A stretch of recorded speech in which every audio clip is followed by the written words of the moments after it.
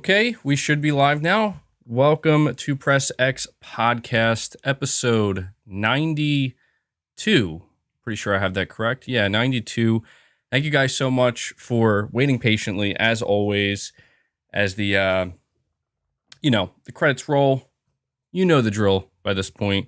If you're new to the channel or to the podcast, because I've noticed that we've seen a bit of an increase in subscriber count, welcome.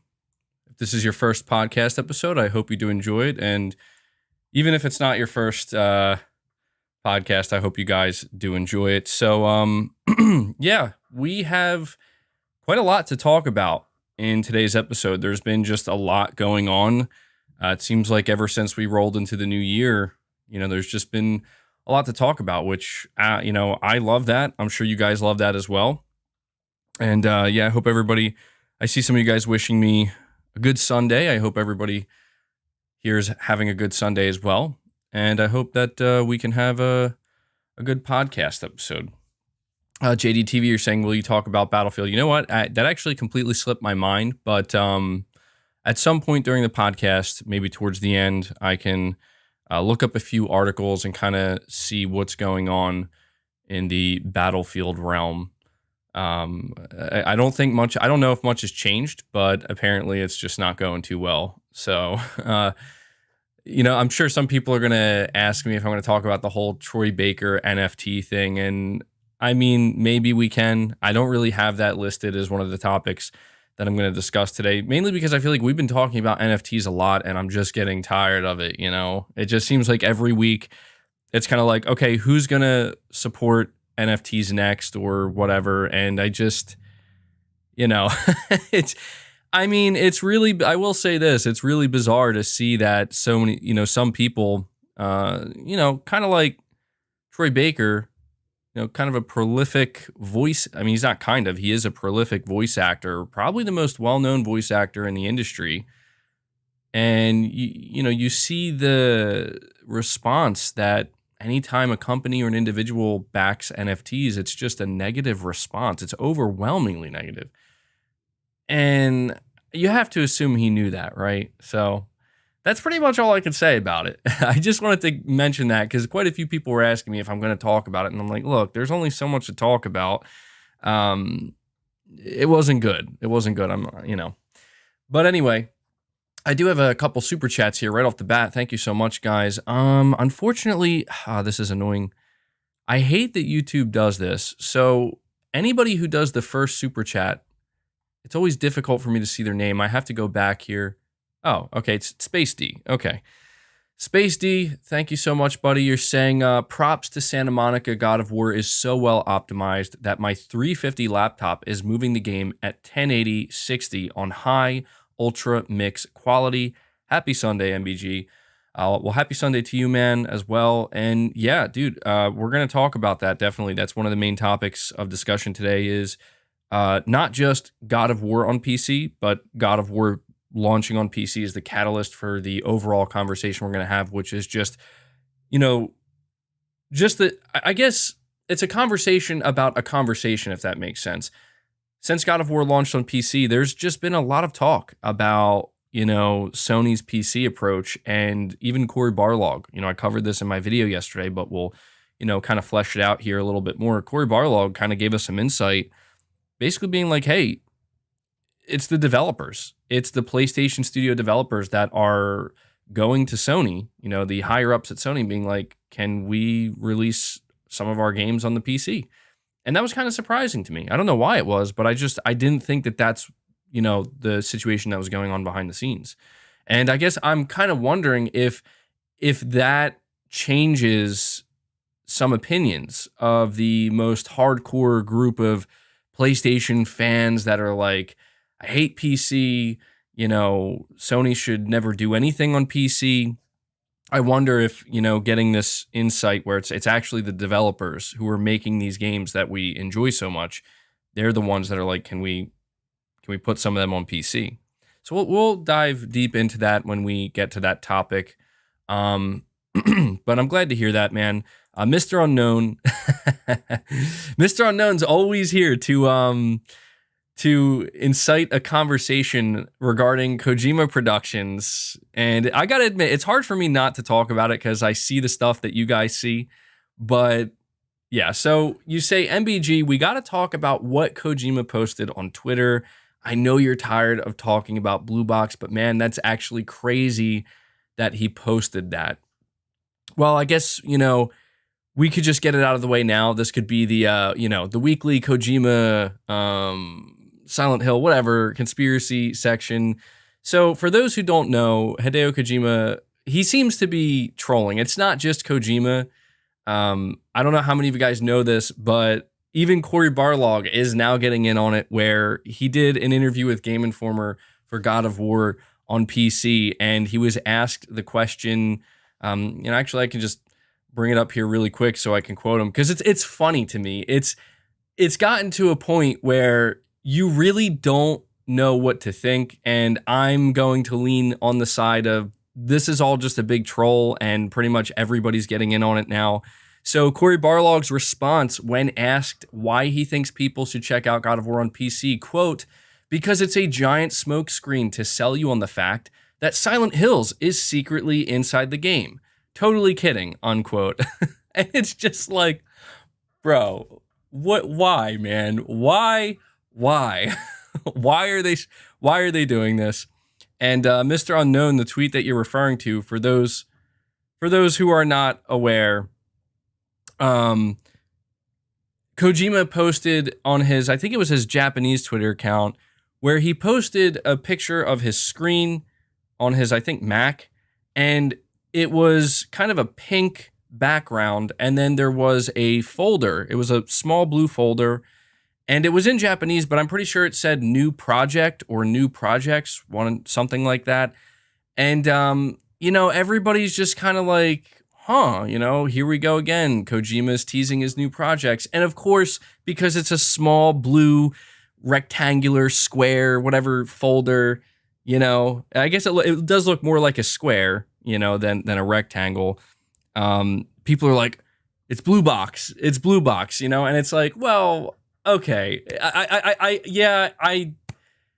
I get it. Believe me, I see it. I get it. I don't know that there's anything there. But what makes it so much worse, guys, is it's not just that. If you go to the replies of Kojima's tweet that we just discussed, you have Jeff Keighley posting a GIF of somebody having their mouth taped up. And I'm just like, you guys got to stop at some point, because this is just messed up. This is just messed up towards Silent Hill fans and people who want, to see Kojima make a horror game. I know that it's like, if we just remove all of that, you just look at it, he's just teasing his new game and whatnot. But I don't know, man. Mr. Unknown, I don't know. It just seems like each week there's just some kind of joke or tease or something or troll from somebody prominent, and that's just how it is. So we'll just have to see what happens, guys. I'm not going to go off the deep end. There's no reason to do so, but I am certain I cannot express anymore just how interested I am to know what these projects are that Kojima is working on, so it can just end finally, right? And we could just be excited for whatever it actually is and not have to keep going on. But thank you for that super chat, man. We also have Josh Z. He says, hey, MBG, now that you've been with Sony for a few years, what is the biggest thing you underestimated about your Switch going into it? Oh, dude, Josh Z, great question, dude. I'm actually really glad you asked this question, because it's probably not, I don't know if the answer is going to be what you were expecting, but what I truly underestimated more than anything, right, was just the kind of changes that could happen. I underestimated how much I could actually be wrong. And I know that sounds kind of funny, because it's like, MBG's always wrong about everything. And, I get that. I understand where that comes from. The truth is, yeah, I've learned a lot of lessons the hard way the past couple years. But the thing that I truly underestimated is Sony's Sony just changing things in a pretty dramatic way and doing things differently and deviating from what they've always done. It's kind of like when you think about the fact that the past couple of days we've been seeing all of this conversation about God of War releasing on PC. And I want to ask the chat this. Let me know if you think I'm wrong, or let me know if you agree or disagree.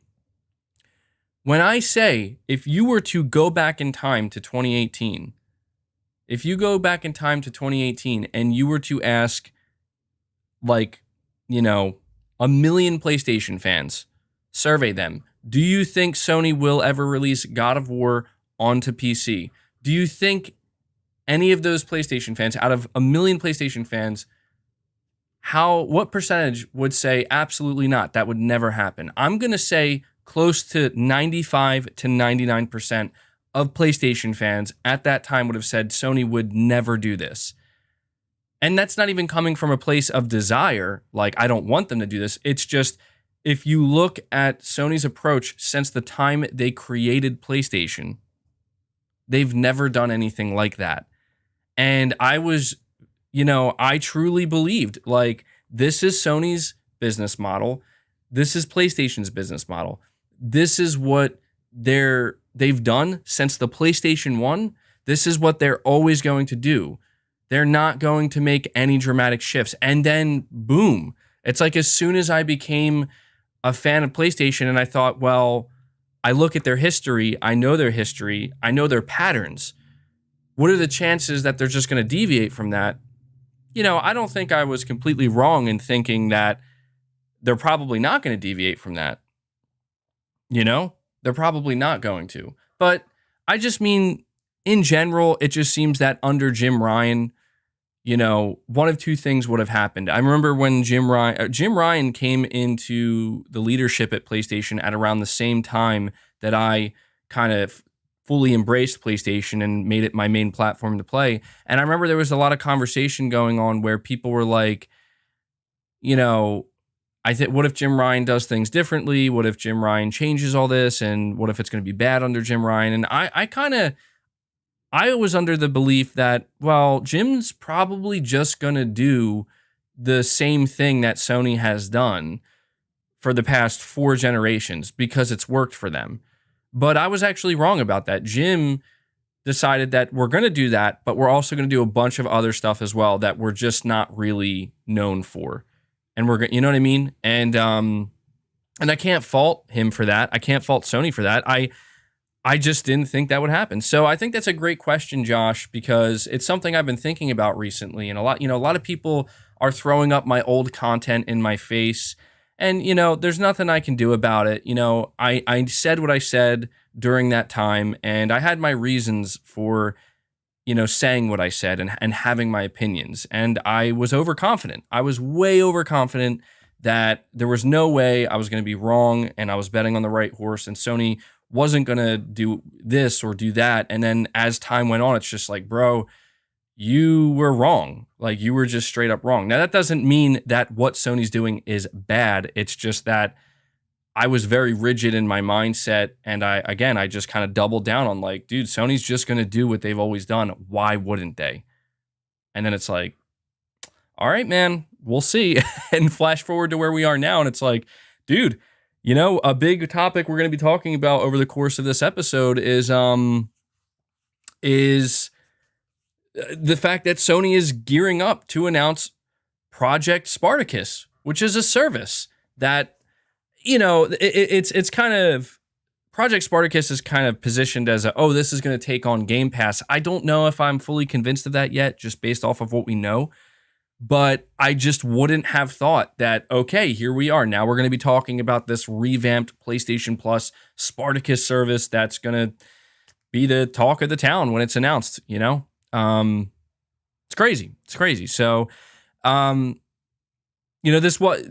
Josh, I'm focusing so much on your question because this was definitely something I wanted to talk about today, and we'll definitely talk about it more. But in general, man, like I said, I've learned a lot of lessons the hard way ever since I moved over to PlayStation, and I've had this tendency to just be totally overconfident to the point where it almost came off as arrogance when it comes to believing I know what Sony's going to do and I know what the right decision is and they're going to do this. And it's not to say that now I just second guess everything I think or my opinions. It's not that, but it's just you live and you learn and you realize and you just realize that you have to, at least for me, I have to be more open-minded and be able to look at all of the different options and possibilities as viable and not just jump to conclusions, So thank you for that question, man. Kind of cathartic in a way, it's a really good question. Something I've definitely been thinking about. But we have another super chat from Green Al Gill who says, my guy, don't forget Kojima said, quote, I'll be back next year, unquote. At the Game Awards, he's probably working on something. Why else would Jeff know too? Well, you know what, man? I didn't forget that. And what's doubly interesting about that is that we also have, before, we talk about the Game Awards, that's not going to be till December of 2022, pretty much a year away. We do have Summer Game Fest, which I believe is returning in June. So I have no doubt in my mind that we will see Kojima at Summer Game Fest. I see somebody asking in the chat, MBG, when will you dip your toes in PC gaming? I don't know, man. Honestly, I do not know. I right now I have zero desire to do PC gaming. I'm pretty content and pretty happy with the PlayStation 5. So, I have no idea. If I ever do, I'll let you guys know. Believe me. Heatwave PS5, you're saying MBG. It's wrong. Sony making PS4 and not focusing on PS5s. Heatwave, I assume you're talking about the fact that Sony announced that they are going to produce about 1 million more PS4s throughout the course of 2022, which, it's funny because I think in general, the internet's reaction, the just kind of knee-jerk reaction was, what? Xbox One is Microsoft is discontinuing the Xbox One. Sony, shouldn't you be doing that as well? Shouldn't you be following suit? And Sony's like, no, we're gonna put out 1 million more PS4s. And then I looked into it and I did a little bit of research, and it turns out that this is nothing new. This is nothing new for Sony. And that's the problem with the internet. And also with myself, sometimes I get kind of caught up in these things that people are saying, and they're just, and I'm just assuming, I'm assuming, ignorantly so, that, well, surely they wouldn't say that if it was just totally incorrect, right? Turns out, actually, you got to be really careful. I know this is obvious, but, it happens to the best of us sometimes. People will say stuff that is just dead wrong. And sometimes I'm the fool for just being like, oh, well, crazy. And I'll tell you where it comes from. It comes from, when there's a vocal group online where they want to, and I know this because I've been part of it, and I know exactly the mentality behind it. And I've since learned from it, and I've grown outside of that.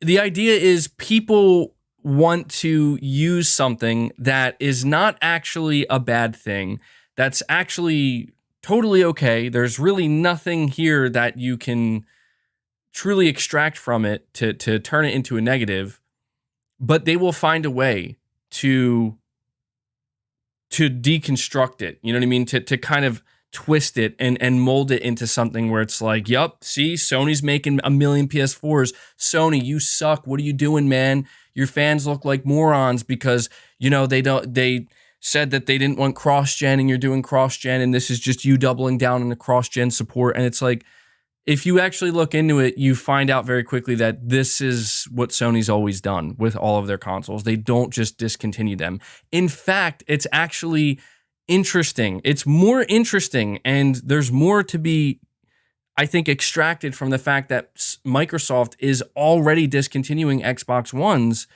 and only focusing on the new consoles. You would have thought that Microsoft would have continued to put out Xbox Ones as well, especially because of the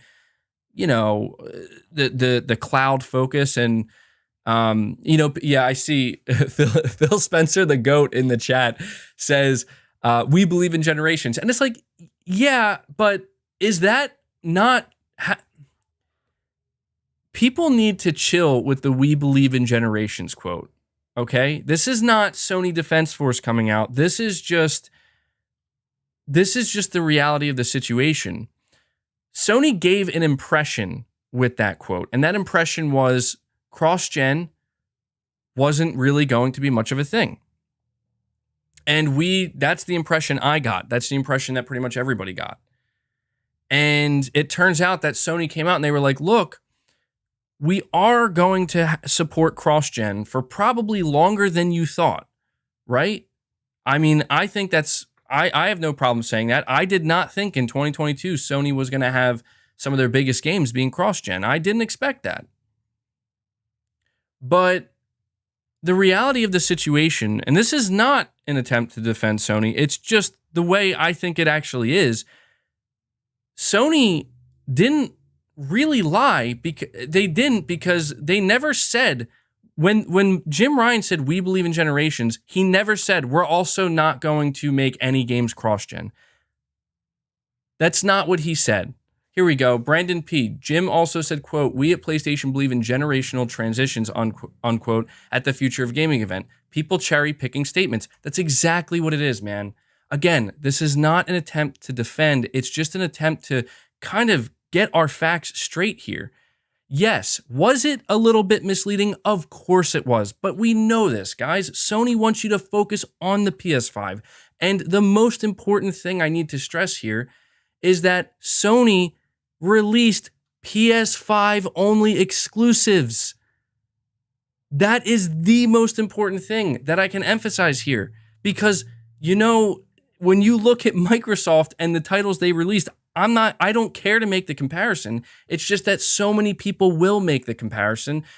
Sony was the one who dropped PS5 only titles, who gave PS5 owners a reason as to why, you bought the PS5, here are games that are just for you. Here are, next gen only exclusives. And of course, everybody tries to twist it.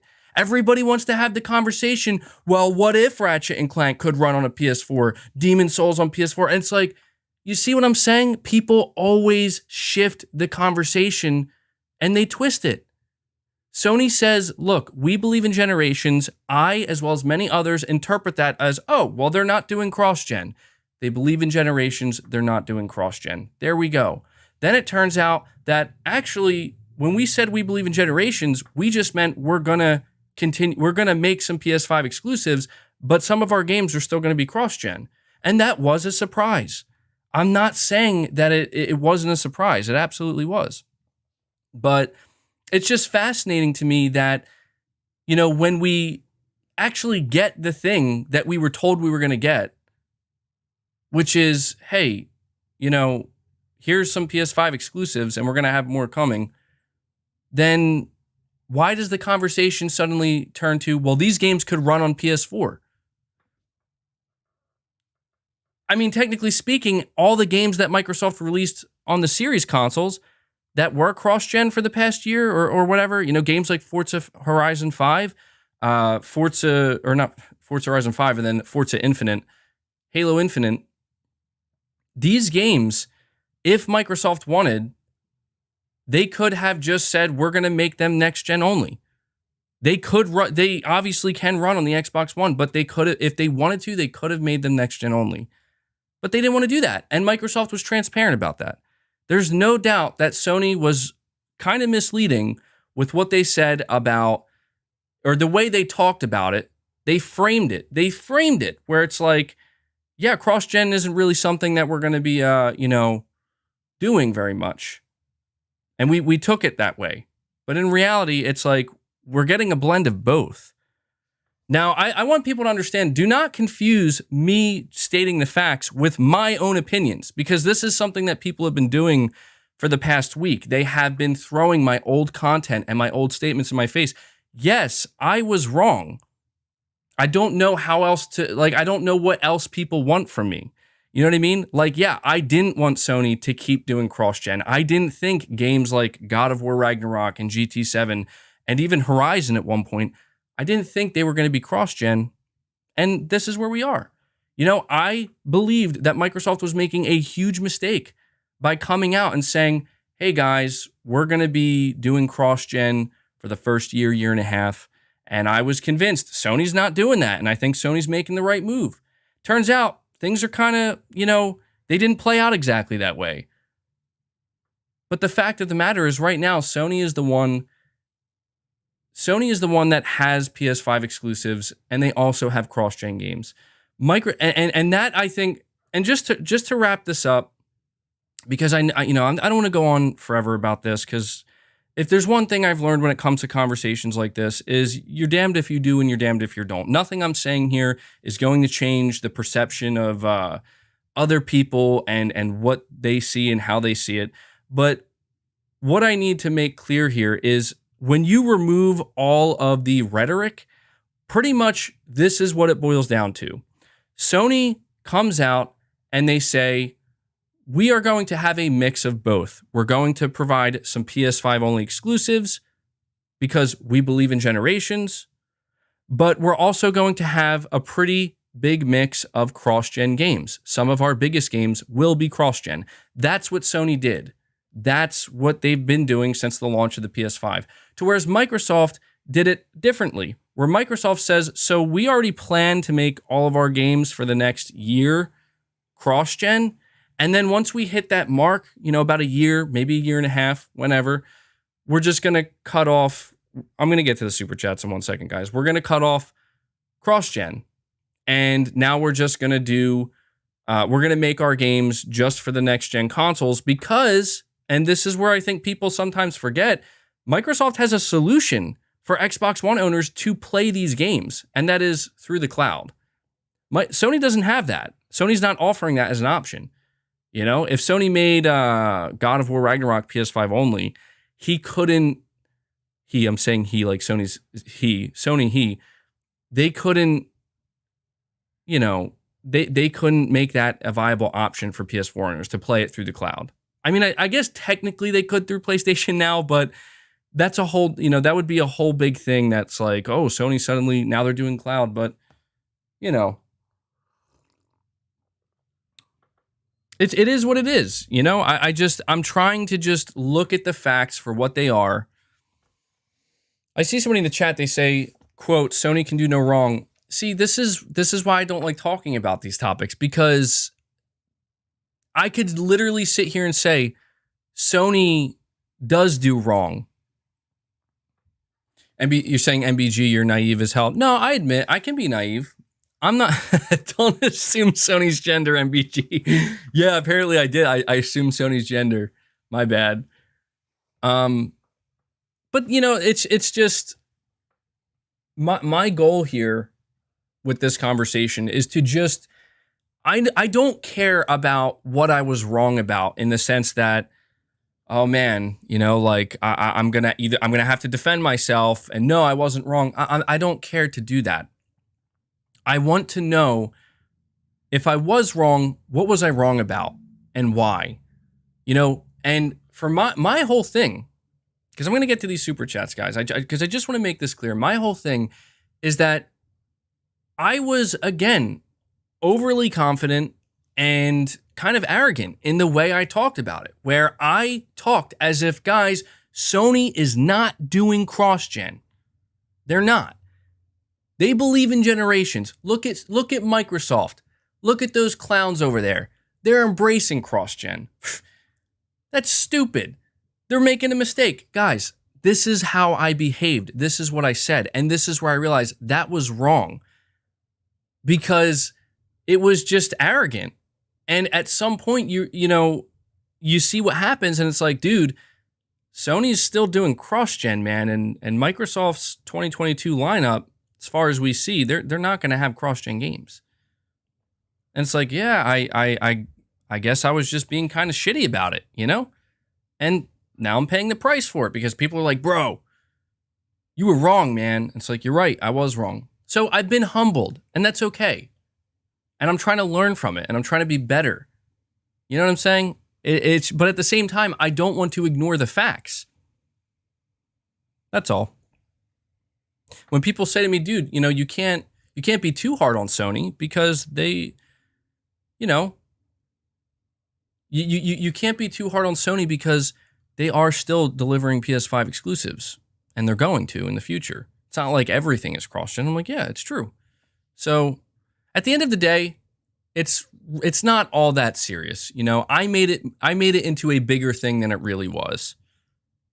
And so now I'm just trying to look at the facts for what they are and accept that, you know, I got some things wrong. I had some arrogant takes. It happens. Excuse me. Darkborn, you're saying, I think it shows that they are inclined to try new things, like they have always greenlit new IP at a whim. It's cool how the devs had a big say in this.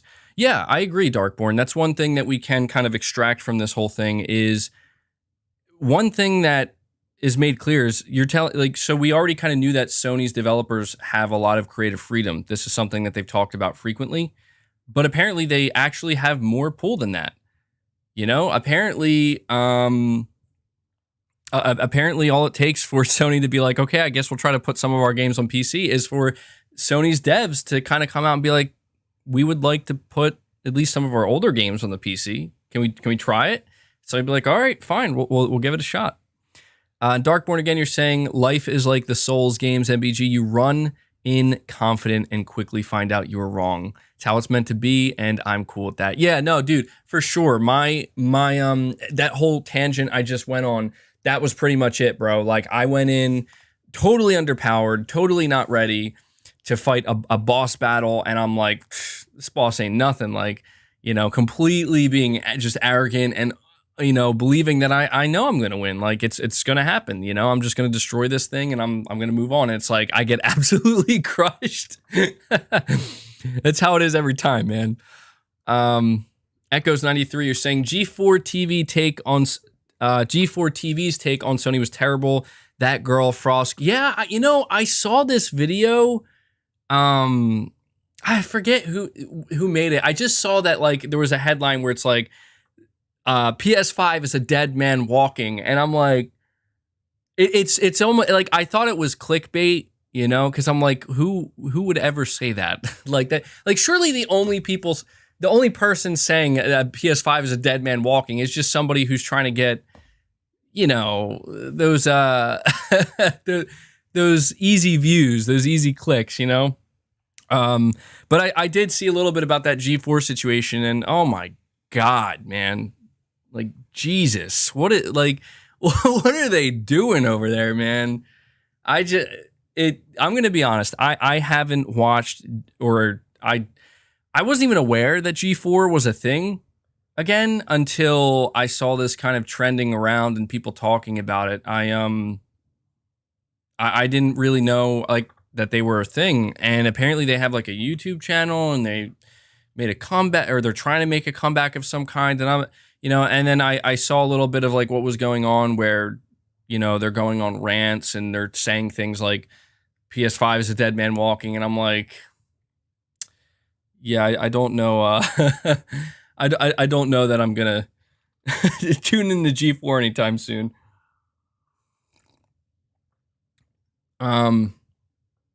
But yeah, I don't know, man. Maybe look at this guy. There's an MBG imposter in the chat, guys. He says, I secretly like Xbox better.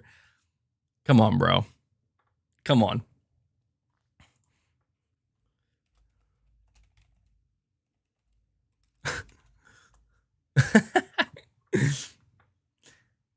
Let me see. Okay, I got a few more super chats. Is that real? There's an imposter in the chat, guys. But Echoes93, that's pretty much all I can say right now on the G4 thing. Maybe I'll look into it a little bit more. I gotta admit, I'm definitely intrigued at the idea of, like, why, you know, they're supposed to be like a gaming network that's supposed to give takes and whatnot. And somebody's take, apparently, I guess it was that Frost individual, their take was the PS5 is a dead man walking, and I'm like, wow. I mean, look, I know what it's like to have some spicy takes when it comes to video games and whatnot, but it's like, I don't know about that one. Che, thank you. You're saying he said, quote, we believe in generations, unquote, because of the things the PS5 has over the PS4, like the DualSense, the SSD, new UI, etc. Nothing about cross-gen. That's the thing, man. And this is where I get frustrated with myself. And this is where I want to be better. All right. I really do want to be better with this. Like, I know I get dunked on and stuff on Twitter and whatnot, and occasionally YouTube. It's going to happen. You know, I know that. I'm not perfect. I'm not. And I'm well aware of that at this point. But you're totally correct, Che, is if you go back, and I might do it, I don't know, maybe I'll do it now. I don't know that it's worth doing now, but the idea was he wasn't talking about cross-gen, you know what I mean? And I took it that way, and I ran with it. And I made myself look dumb for doing so because, look, I'll check it now. Just because I want to make sure we get this right.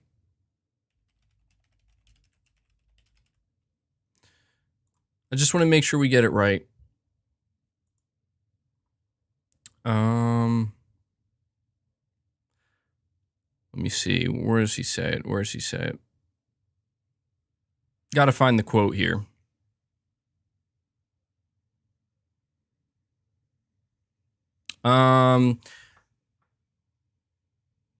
As with each new generation, there is a pressure to find a large audience quickly.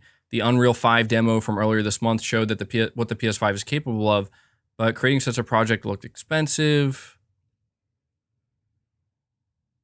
Okay, here we go. I got the quote right here. So this is like directly from games industry. And I'm going to get to these super chats. It's because I just... I want to get this right. Okay, so one way to keep PS4 users engaged would be to make upcoming PS5 games playable on the older machine, just like Microsoft is proposing with its Xbox Series X games being playable on Xbox One, yet Ryan says that's not something PlayStation is interested in doing. So, very important to point out here, what I just read is what games industry said. Games industry is framing it this way. Games industry frames it as, hey, you know, I want it to be known. This is where I am learning, man. I am learning like what's going on with games journalism here. So before I read Jim Ryan's quote, they don't write the question. Games industry does not write the question that they actually asked Jim Ryan. They just give us a paragraph that lets us know, well, this is guys, come on, stop in the chat with the whole copium stuff. Like, this isn't copium. This is genuinely me trying to figure out, like, get to the real heart of it. You know what I mean? And I think it's just better for everybody. So this is what games industry says. Games industry does not say, like, they don't put the question there like a Q&A, what they actually asked Jim Ryan, but they put Jim Ryan's quote here. We have always said that we believe in generations. We believe that when you go to all of the trouble of creating a next-gen console, that it should include features and benefits that the previous generation does not include. And that, in our view, people should make games that can make the most of those features. We do believe in generations, and whether it's with the DualSense controller, whether it's the 3D audio, whether it's the multiple ways that the SSD can be used, we are thinking that it's time to give the PlayStation community something new, something different, something that can really only be enjoyed on PS5. So the closest thing he gets to saying here, we're going to move on to the next topic. I just want to get this clear because, guys, I've been seeing this all over, and I just want to look like, let's get to the real shit here. And that, in our view, people should make games that can make the most of those features. Let me ask you, has Sony not done that? I'm serious. Has Sony not? There's nothing here. Jim Ryan did not say a thing about cross-gen. And this is where I do blame myself. And I blame myself not because I mistook what Jim Ryan said. Clearly I did, but the reason why I mistook it was because of the way that GamesIndustry.biz framed it. I'm going to read the question again. One way to keep PS4 users engaged would be to make upcoming PS5 games playable on the older machine, just like Microsoft is proposing with its Xbox Series X games being playable on Xbox One. Yet, Jim Ryan says that's not something PlayStation is interested in doing. Bullshit! Bullshit, games industry! Jim Ryan didn't come out and explicitly say, we're not making games for PS4. Games won't be playable on PS4. I'm just saying, man, like, this is more of a cathartic thing I'm doing for myself here, because I'll tell you, from now on, I'm going to be much more careful about the way I read through this stuff, because holy hell, man, like, I want to know, what exactly did you ask? Because the way Jim Ryan answered this question, because it's in quotes, this question is in quotes, or the answer is in quotes, something tells me that you didn't ask it, you didn't frame it that exact way. That is what it is, man. I'm just saying, like, people, you know, as PlayStation fans, we're constantly wondering, like, why doesn't Sony do as many interviews? You know, why doesn't Jim Ryan talk to the media as much as, or Herman Hulst or whoever? You know, why does Sony seem so quick to avoid these types of things? And this is why, man, because when you go back and you look at this shit, it's like, between that question, I'm not saying I'm totally innocent, because I'm not. I ran with that. And I basically was played like a fiddle thanks to gamesindustry.biz. But Che, I'm glad you mentioned that, because that is the truth, man, is there is a difference between perception and reality. And as we just went over with this, you know, going back in time to this gamesindustry.biz article with Jim Ryan, we can clearly see that, you know, we ultimately determine how things are perceived. And if you actually go and look at what's being said word for word and the way it's being said, it makes it clear. So, Whiskey Gaming, you're saying more PS4 units does not mean less PS5, different chip and core components, but for certain material deals are structured, they are structured by volume. It might have had to throw PS4 to meet quantity since the PS5 chip shortages. 10 days for my 1 year sub. Well, thank you so much, man. Thank you so much for being subbed for so long. And yeah, I think you're right. That's something that was reported on as well with the PS5 units being produced, or the PS4 units. Apparently the PS4 units, you know, it's supposed to help secure like a better deal for Sony or something regarding PS5s and just overall with the manufacturer. So it almost seemed like, the way it was kind of framed, or what I gather from it, it's almost like Sony is doing it to make the manufacturer happy and keep a good working relationship with the manufacturer. Because what you do say, I think, I don't know for a fact that it's true, but it would make a lot of sense where you say that, you know, they have to hit like a certain number in order to, you know, like, because when you look at these chip manufacturers, Sony wants to be a priority customer. You know what I mean? And so it's like, well, we can only order this many PS5s. You know, the chip manufacturers can be like, you want to throw on some PS4s? You know, I mean, because they're going to get paid to do that, to manufacture them. And Sony's like, yeah, okay, we'll throw it on. You know what I mean? I see the way you're framing it, Whiskey Gaming, and I actually think that is likely it's a very likely scenario. KD, you're saying, what are you playing before Horizon Forbidden West? Right now, I've just been playing Guardians of the Galaxy very slowly. And I'm trying to take my time through Guardians of the Galaxy purposely, because I'm eagerly waiting Dying Light 2 as well as Sifu. Those are the two games I plan to play before Horizon Forbidden West. Probably won't be able to get through Dying Light, though, because apparently it's going to take 500 hours to beat.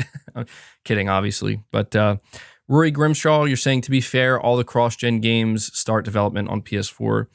Yeah, I mean, like, you know, when we talk about this, again, the conversation around Ratchet and Clank Rift Apart, I'm sure you guys remember, the conversation the whole time was, oh, it can run on PS4, can it? It's like, well, dude, of course they could get Ratchet and Clank to run on PS4 if they wanted to, but it would require them to change a bunch of things. The whole point of playing Ratchet and Clank Rift Apart on your PS5 is this version of the game was tailor-made for the PS5 to try to take advantage of the new features. And we got that. We literally got that in June of 2021. You know? And it's like people...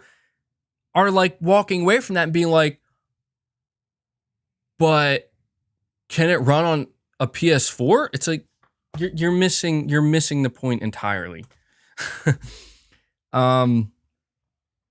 Aaron, you're saying Sony has no exclusives. That's what Frost Urine. I'm gonna assume that's not actually her name, but that I said I don't. I'm gonna have to look into this because a bunch of people were actually. You guys are bringing this up, and I'm like, I'm not. Maybe I should have clicked on that video and checked it out. See what's going on. KD, you're saying stop entertaining Xbox trolls. MBG. We're on year 2 and there are 0 exclusives on the Xbox Series X. Everything can be played on the Xbone plus PC. Nothing looks next gen. Well, keep in mind, dude, I'm not necessarily trying to entertain the trolls because there is some truth. Like when I put out a Twitter post or something where I say like, oh, I didn't think we'd be in this situation. I was wrong. Of course, there are a lot of people that are just being trolls, but there are some people who are giving genuine feedback, and that's what I care about. You know what I mean? Like, I'm not going to listen to somebody who comes up to me like, bro, you're a clown moron. Delete your account. Like, thanks, man. Like, appreciate that. That's really going to help me in my journey here. No, I look towards it. Like, there were some people who are like, dude, you have this tendency to look before you leap, and you're wrong about quite a few things because you do that. And that's where I just have to reflect a little bit and be like, maybe, yeah, I think there might be truth to that. Not to be too hard on myself, but it's called, self-development here. And so I want, KD, make no mistake, man, I'm not necessarily trying to entertain trolls per se. I'm not. I'm trying to actually get some genuine feedback from the people who actually appreciate what I do and enjoy what I do. And even people who don't like everything about my channel and my takes and my content, those who care enough to be like, look, man, here's some tips and some pointers, because I do get some of that. And that's what matters to me, So Leo, you're saying Sony is the only one with current gen exclusives, so they really didn't lie. Yeah, I mean, that's the thing, man, is the thing about you saying that is if you go to certain parts of the internet and you say, guys, you can only play Demon's Souls on PS5, Returnal, Ratchet and Clank Rift Apart, even a game like Deathloop, which is crazy. You can only play Deathloop on a PS5. These are all PS5 only games, man. But if you go say that in a certain part of the internet, they're going to be like, shut up. Sony lied. It's like, oh, okay. All right. Clearly there's nothing I can say or do here to change anybody's mind in this area, and that it is what it is, man. Kevin, you're saying appreciate you fighting for allowing nuance and changing your mind based on new information. And journalism at this point all have similar issues of clickbaiting tactics. Yeah, dude. I'm glad you appreciate it, man. That's the point. I want there to be an open dialogue. I don't want there to be like, no, this is how it is. Period. End of discussion. I feel that the only way we can kind of grow and learn and be better is, you have to, and I've suffered from this, man. Like, you got to remove the ego. You got to be able to be humbled and to be willing to be wrong. And that's the whole point of this. And, you're going to get some trolls along the way as well. But I'm glad you appreciate that, man. That's really where the direction I'm trying to push the channel in. And yeah, journalism, man, I don't know. You got to be careful. I got to be careful with what I read. And I got to like triple, quadruple check at this point and really kind of read over information word for word before I run with it. Aaron, welcome to the channel, buddy. Thank you for becoming a new member, part of the Greatness Awaits tier. Really appreciate the support, man. Welcome aboard. Space D, you're saying Sony can't compete with the new Xbox narrative and optics, and their disconnection with their own fan base makes it worse. I mean, I hear what you're saying, Space D, and there's like, look, from where I'm sitting, here's a fact. Microsoft has a lot of positivity, more than I think at least Xbox, the brand. It has so much positivity and goodwill behind it, and they worked for that. They earned that. I think the thing about it is that, and I can vouch for this, I was really brutal, man, in 2019 and 2020. I was a dick. I was a straight dick to Xbox fans, and And, you know, it was because I was like a scorned Xbox fan at the time and whatnot. But I think a lot of those Xbox fans, you know, they felt pretty shitty because of that, you know, and they were probably really annoyed. And now that things have turned around and Xbox is on the up and people are feeling like, yo, I think Xbox is pretty good now, you know, Game Pass.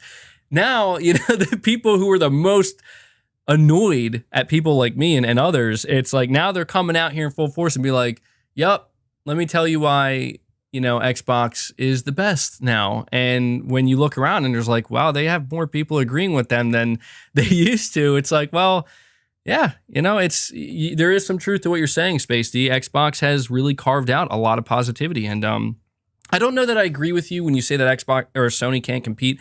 That's not true at all, man. Like Sony, come on, you know that's not true. You know Sony has their own things they're going to do that are going to make waves, that are going to generate positivity. And people are overall, I think, going to... The hope is that by the end of it, both Xbox and PlayStation fans are feeling very good about where both are positioned. I feel like that's the ideal point of view. You know, it's not going to be perfect, but Maxwell, you're saying, bro, react to the G4 video on a live stream. I'm not, I don't know. Should I? I don't know if I'm going to do that. Maybe towards the end of the live stream, we could do that. Maybe because I have to get my headphones and whatnot set up. Maybe we could do that. Keep going through these super chats here. Server error, you're saying making PS4s is normal business for Sony. They made PS2s still in 2013, 7 years into the PS3 gen. I didn't even know that, man. I knew Sony supported the PS2 for a long time, but did they do it for that long? Holy hell, that's a long time. I don't think they're going to do that with the PS4, though.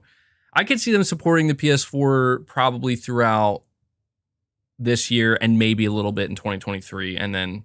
But I could be wrong. Maybe they plan to keep making PS4s. I think the PS4 is really not selling, I think, anymore. So it's all about supply and demand, you know? Clearly, Sony believes that they can sell at the very least another 1 million PS4s over the next year. So, and they're probably right. They're probably right.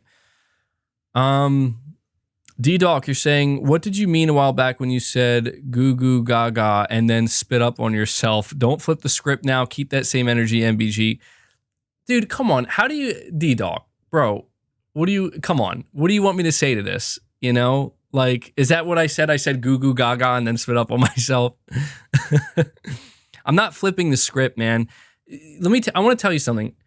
The idea of keeping the same energy, you're encouraging people to not change. You do realize that.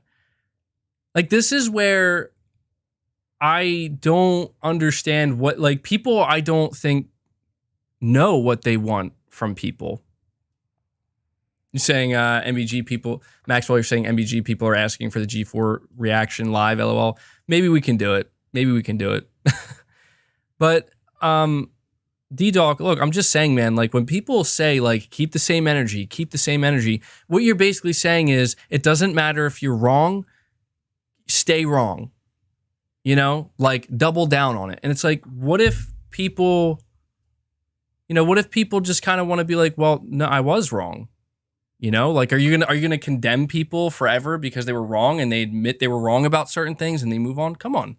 You know, I'm trying to be humble here. And this is the kind of shit that I get thrown my way where it's like, you know, what do you want me to do, man? You know, do you want me to fight people and defend myself when it's like, what am I even defending here? You know, I don't know. I don't get it. But I guess, I don't know, the idea of keep that same energy, I guess it can be interpreted both ways where it's like the sentiment I get from people when they say keep the same energy is it's like, look, oh, dude, it's not, come on, man. How am I supposed to know you're joking? I can't read sarcasm. I was like, dude, I'm sitting here. I'm like, this is D-Doc. I'm like, damn, D-Doc's, he's upset with me, bro. I'm like, why is D-Dog so upset with me? No, D-Dog, for real though, I'm glad you clarified that because I was like, man, what I really, dude, D-Dog's, he's legit. He's always here. Why? What did I do? What did I say? Got me questioning myself over here, bro. But, you know, to be fair, man, knowing that you didn't mean it, but I know what you're highlighting. You're highlighting that this is what people do, bro. They come out here and that's exactly what they'll say. That's exactly what they'll say. Chlorine A, thank you, buddy. You're saying if Sony wants to stream in the environment from the SSD in real time, if for no other reason, they had to supercharge the base PS5 SSD. Let me move this. Because they can improve resolution, frame rate, and ray tracing with PS4 Pro. And you're saying you're continued here with your member chat, but they can't improve the otherwise crazy fast SSD for purposes of streaming the environment because all games have to be playable on a base PS5 Series S. You do bring up a good point here, Chlorian. You do. I think that the idea of the PS5 SSD, we still have a long way to go.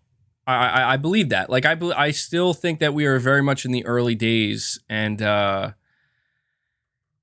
I mean, you're talking about the idea of a PS5 Pro. I think it's going to happen, man. I think it's going to happen for sure. I do. And I think that there's a lot of truth to what you're saying. Because you're right. Like, Sony will be able to leverage the SSD inside. If they make a PS5 Pro, they'll be able to leverage the SSD inside of that even more so. It will benefit all the other areas, like you're saying, because you'll have assuming more GPU, you'll have a better GPU inside the PS5 Pro. What I'm kind of focused on with the idea of a PS5 Pro is how, I don't know, man. Like I don't know how Sony's going to market that. Because I feel like it was easy to market the PS4 Pro because it's like, hey, 1080p to 4K. This time around, it's like, I mean, I think that the only way, one of the only marketing points Sony could probably have is, hey, you don't have to choose anymore. Like, I think that's a good marketing point. Go ahead, take that one for free, Sony. You no longer have to choose between frame rate and or resolution or ray tracing. You get it all at once. I think that's a good marketing point they could go with. But yeah, Series S, man, I don't know. I don't know how to feel about the Series S anymore. I really don't. I guess I don't feel anything about the Series S because I just figure it's here and it's not going anywhere, So it's like, well, whatever. A lot of people are liking it though. I gotta say that this is one of the things that did surprise me. Easiest way to market a PS5 Pro is more storage. Oh, that's true, man. That's even better. More storage, and you no longer need to choose, right? There you go. We're coming up with the marketing strategy for the PS5 Pro. We'll probably make it flop. I'm not a marketer, obviously. But one of the things that surprised me is people are really taking to the Series S, man. Like, I didn't expect that.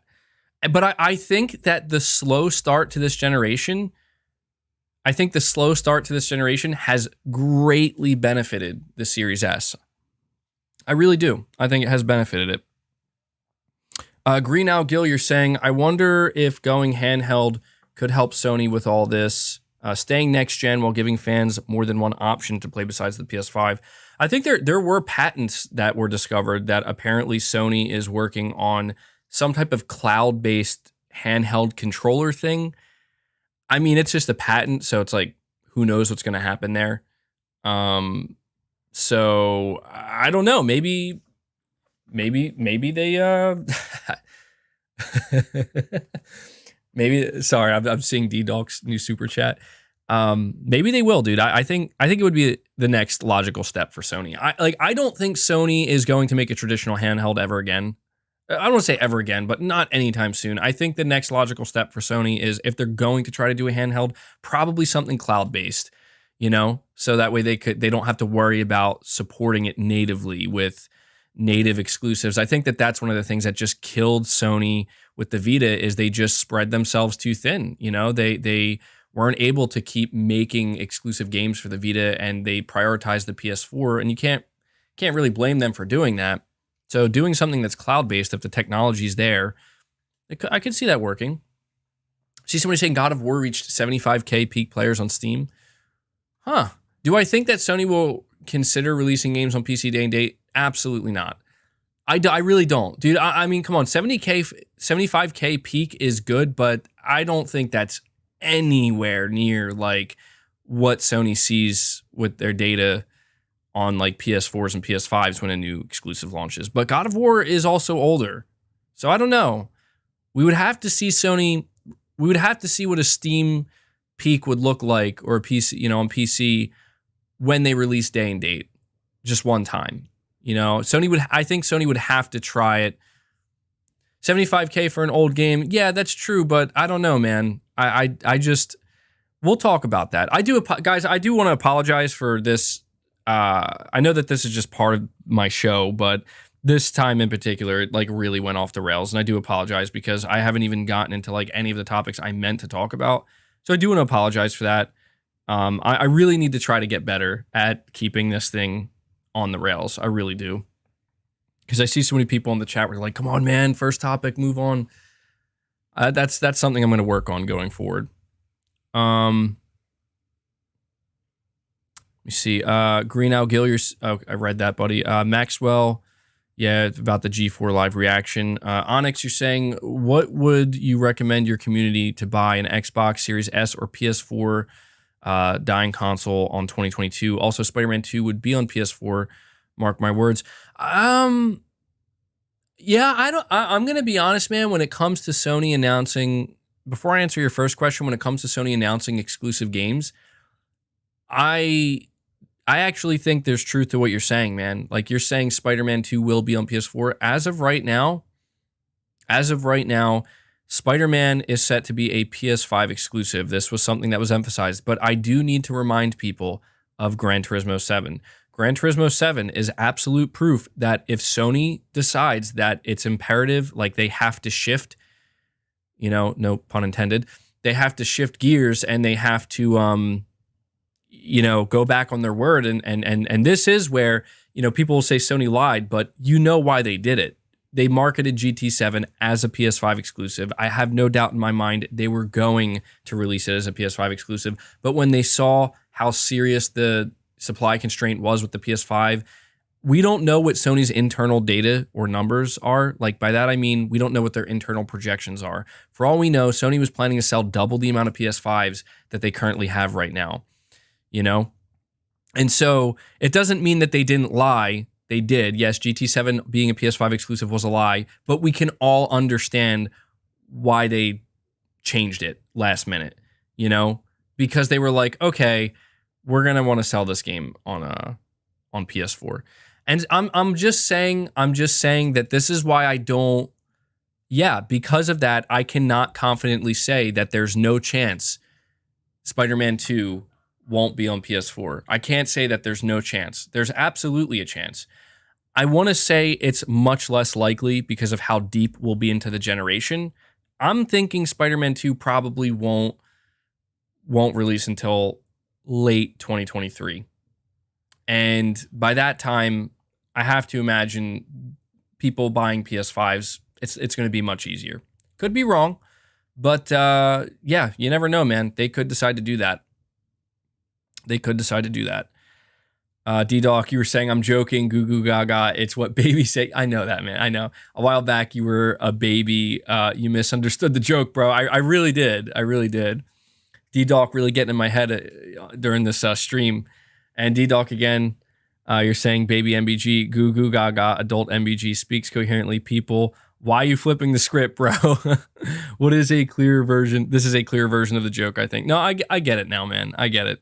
I totally read that wrong. So thank you for clarifying that. Darkborn, you're saying, imagine if in 5 years Sony made a handheld that was compatible with PSVR 2 with a plug-in port and strong enough to support it. That would be crazy. I think that would have to be like, I mean, you're saying 5 years. I don't know that would be possible. I don't know. Maybe it could be in 5 years. Who knows? Who knows, man? All right. So do me a favor, guys. I really appreciate all of the support you guys have been showing the podcast here. So can you do me one big favor and hit that like button for me? Hit that like button for me. I'd really appreciate that. It helps the stream, helps get out in front of more eyes, and kind of helps it grow. So hit that like button. Let me see. So I want to talk about I want to talk about Project Spartacus. Because I think, guys, I think that something big is about to go down. You know what? Actually, this is more pressing. This is more like breaking news, actually. Before we talk about Project Spartacus, and I think this goes along with Project Spartacus, so this is part of it. But in my title here for the podcast, I have false alarm for full PS5 backwards compatibility. Now, the reason why this is important to discuss is because we saw a patent, that a newly filed Sony patent, that's actually the same patent. It's a new one, but it basically talks about the same exact stuff that we've been seeing for years. And I listened to Mystic talk about it, and he, and I trust, I like Mystic. He knows what he's talking about. He is truly like the PlayStation dude, like he's the master, and he was talking about it. And it's funny because I feel like he always kind of has to say the same thing where he's like, I don't want to be the bearer of bad news, guys. But yeah, this patent, it's nothing new. This is basically the same stuff that Sony's doing. It's just what they're doing for PS4 backwards compatibility. And I was like, oh, like that actually, that makes a lot of sense. And this is where, again, like it's all too easy to kind of get caught up in, so many people were talking about it, and so many people were like, this is it. Like, this is clearly this is clearly Sony pushing for full backwards compatibility. And then it's like, no, it's kind of not. Like, there's nothing actually here that's indicative of that. It's more like it's a possibility, maybe, like it's a big maybe, but it's unlikely. But here's where things get even more interesting, or worse. I don't know. It depends on how you look at it. So I woke up today and I saw there was this article. I'm going to read it to you guys from VGC, a report. PS3 games have started appearing on the PS5 store. PlayStation 3 games have started appearing on the PlayStation 5 store amidst suggestion that Sony could unveil further backwards compatibility support for the console. When viewing PS3 games on the PS5 store, the listing should direct the player towards the PlayStation Now version of the game. However, Dead or Alive 5 displays a price of, I think that's $8. Other users on social media have reported seeing similar listings for PS3's Bejeweled and Prince of Persia games, The Forgotten Sands and The Two Thrones, each with their own purchase price. At the time of publishing, users have been unable to purchase a PS3 game from the PS5 store. The listings could be an error, but interestingly, Dead or Alive 5 on the PS3 isn't available on PlayStation Now in Europe. The listings have appeared following the discovery of a patent filed by PS5 system architect Mark Cerny titled Backward Compatibility through the use of spoof clock and fine-grained frequency control. This has naturally led to many speculating that Sony has finally developed a solution for older titles and could soon expand PS5's backwards compatibility report. And so, I saw on Twitter, Mystic, he quote tweeted Jordan Midler. Jordan Midler was the one who I think wrote up the story for VGC. Yeah, he's the one who wrote up the story for VGC. And Mystic said, before this spreads like wildfire, a few things to point out. The visual bug has happened many times over the years. It's pulling the price from when PlayStation Now let you pay to rent games individually. Prince of Persia games used to be on PlayStation Now, so no, they're not new. He then goes on to say, for now, I would say this is this is bad timing. The Spartacus rumor, this is not a new visual bug, and the patent that was referring to PS5 and PS4 backwards compatibility. I hate to soul crush, but don't expect any local PS3 playback. Trust me, I'd love to be wrong though. And so, sorry for doing an absolutely terrible job reading that, but pretty much, this is what I mean when I say false alarm for PS5 backwards compatibility, because I saw this, and it's weird when we talk about backwards compatibility with PS5, because people, they wonder why I'm so excited seemingly when I talk about it. And and they say, but I thought you guys didn't really care for old games. It's like, well, you can't group everybody together. That's not true at all. That's not true at all. I've been covering PlayStation for a while now, and I will tell you, if there's one thing that I have discovered is that the PlayStation fan base would be beyond happy. I mean, they would be absolutely elated if Sony were to announce like full native PS3 backwards compatibility and essentially kind of do what Microsoft did, where it's like you can now buy PS3 games, you can put your discs in, and for me personally, I don't care too much about playing older games. However, I don't know, I could see myself dabbling in a few things here and there. I did dabble in Xbox's backwards compatibility quite a few different times, but not for like extended periods of time. But for me, I would be more happy just for the PlayStation community, just the gaming community, to get this, because I'm not trying to be the person where it's like, well, I don't really care too much about playing old games. Like, it just doesn't matter to me that much. It's not like I have a big PlayStation 3 collection just sitting here that I'm, waiting to play on my PS5. But there are so many people who do have that. There are so many people, like, even for me, I'd probably go back and play Metal Gear Solid 4. That's especially if Sony could find a way to make some improvements to games automatically like Xbox has.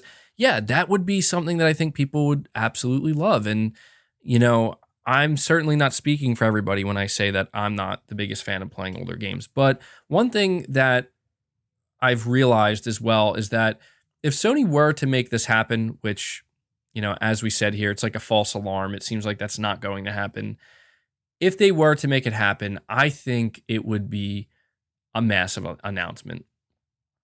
It would be huge. Like, there's no doubt. Like, you don't even have to like backwards compatibility. You don't even have to, it could be something that you wouldn't even partake in, but even then we could agree it would be a big announcement, But this is where Project Spartacus kind of enters the arena here, because what happened this past week is Sony decided that they were going to notify retailers, and they were telling retailers, you need to remove all of the PlayStation Now subscription cards from sale. Okay, now this is obvious. I mean, that translation, here's the translation. We are discontinuing the PlayStation Now branding, and we are going to be announcing our new service soon, and that is Project Spartacus. Now, Project Spartacus is very fascinating to me based off of what we know about it, because I'm very curious to see how Sony plans to execute this. I feel like there are a lot of unknowns right now. The biggest unknown is how much are the different tiers going to be. I mean, we have, I see somebody says, MBG, I believe Sony will miss the mark on pricing. Yeah, I guess that really is the big thing here, right? Like, what is Sony planning to do when it comes to pricing schemes? Because we know what one of the tiers is going to be, which is what we are currently subscribed to. So it'll be, unless they increase the price, which they could, but I don't think that would be a very good look. $60 a year, and you get PlayStation Plus, and you get, a couple free games each month. I have to now wonder, tier two of Project Spartacus is exactly what people asked for. Do you guys remember when Sony announced alongside the PS5, they announced the PlayStation Plus collection? The PlayStation Plus collection was exclusive to the PS5, and I remember there was kind of this conversation where when we learned about the game catalog that was available on the PlayStation Plus collection, people were looking at it and they're like, pound for pound, like, this service seems at least as valuable or maybe even more valuable. When it comes to overall value, pound for pound for the games you're getting, that, as what we see with Game Pass. And a lot of people were saying, Sony, like, you got to do something with this PlayStation Plus collection, because this can essentially be your own version of Game Pass, just minus the day and date releases. And I think that pretty much is what tier 2 is going to be, based off of what I understand. Tier 2 is going to be, you get PlayStation Plus, you get your free games each month, but then you also get a selection. I assume it'll be a large selection of of PS4 and PS5 games. Now, here's the question I have. Is PlayStation Plus going to be a requirement to access Project Spartacus?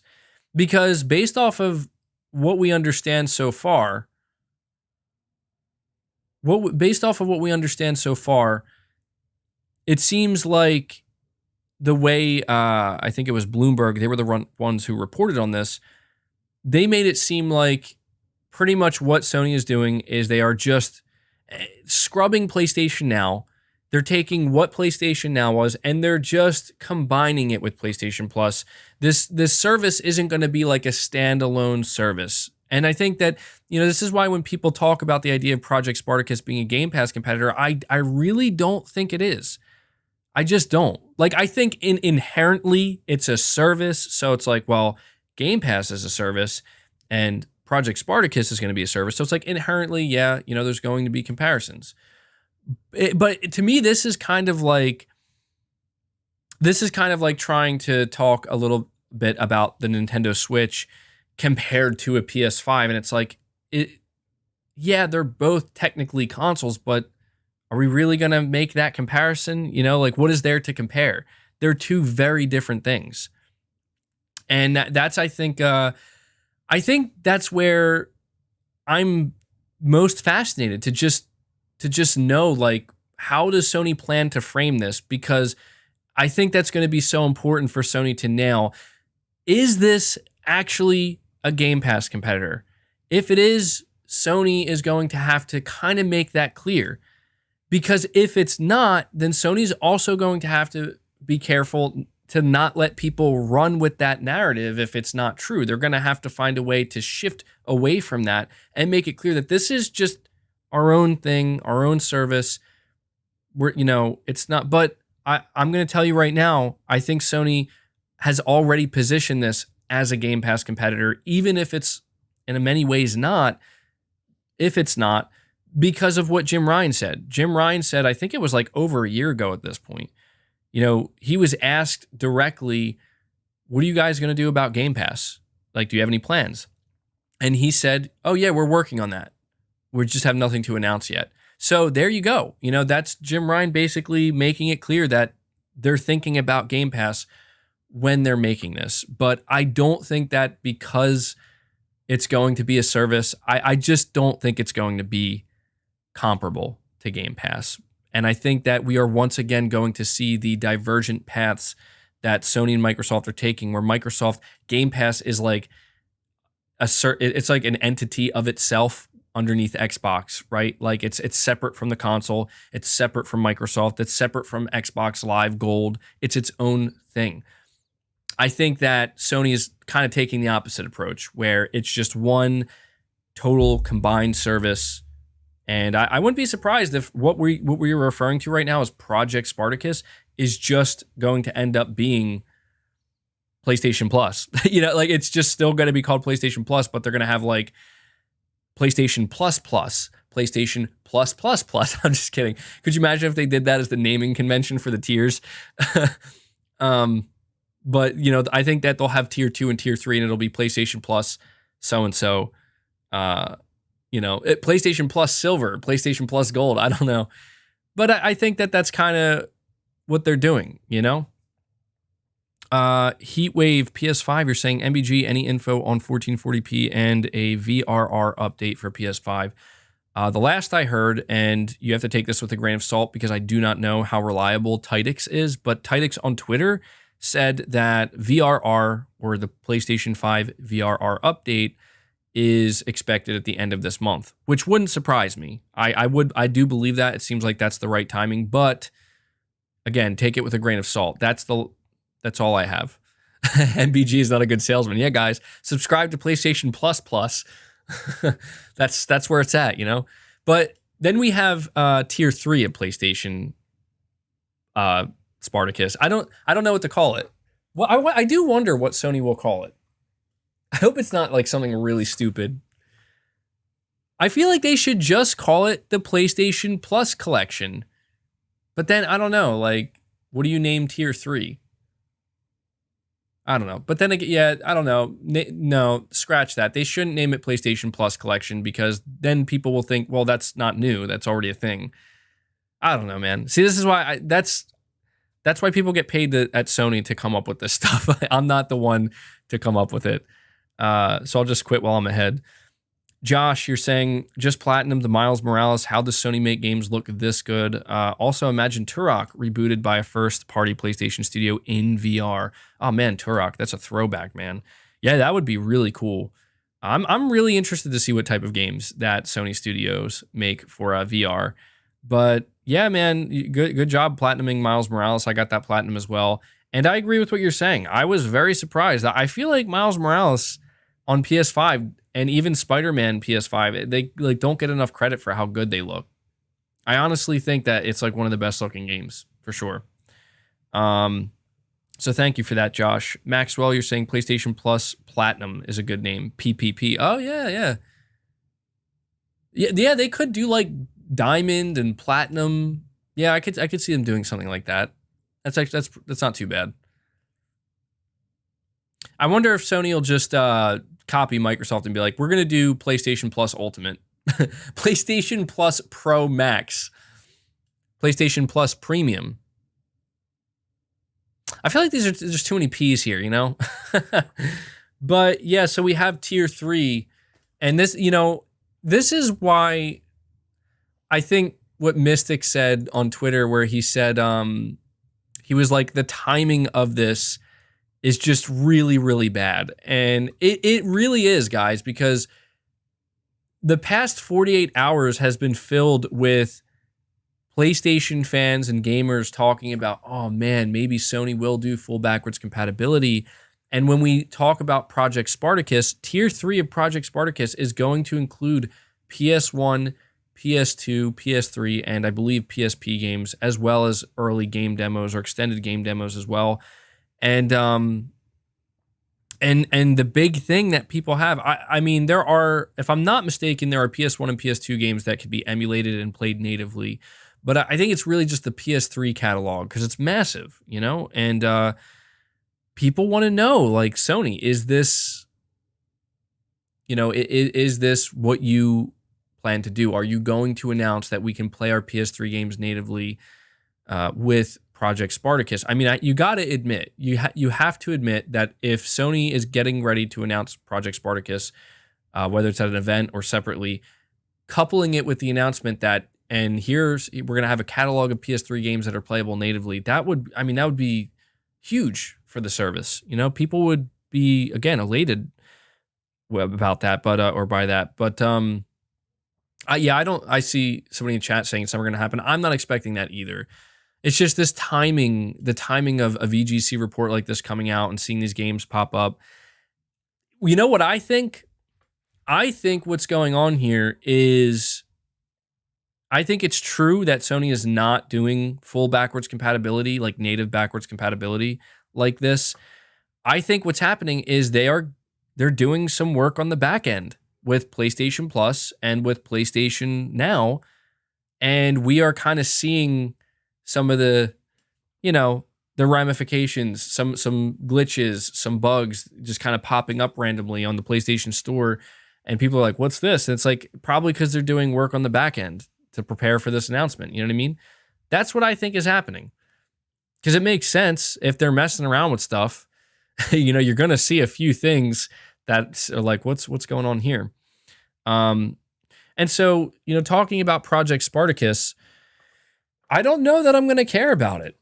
You know, I mean, by that, me personally, obviously here on the channel, I'm going to cover, I'm going to cover Project Spartacus. I'm going to talk about it, obviously, but I don't know that I personally am going to care about it too much because, you know, I've been supportive of Sony's traditional business model for no reason other than I just like it. You know, like I do prefer to buy and own my games. I like to try to buy physical copies of games when I can.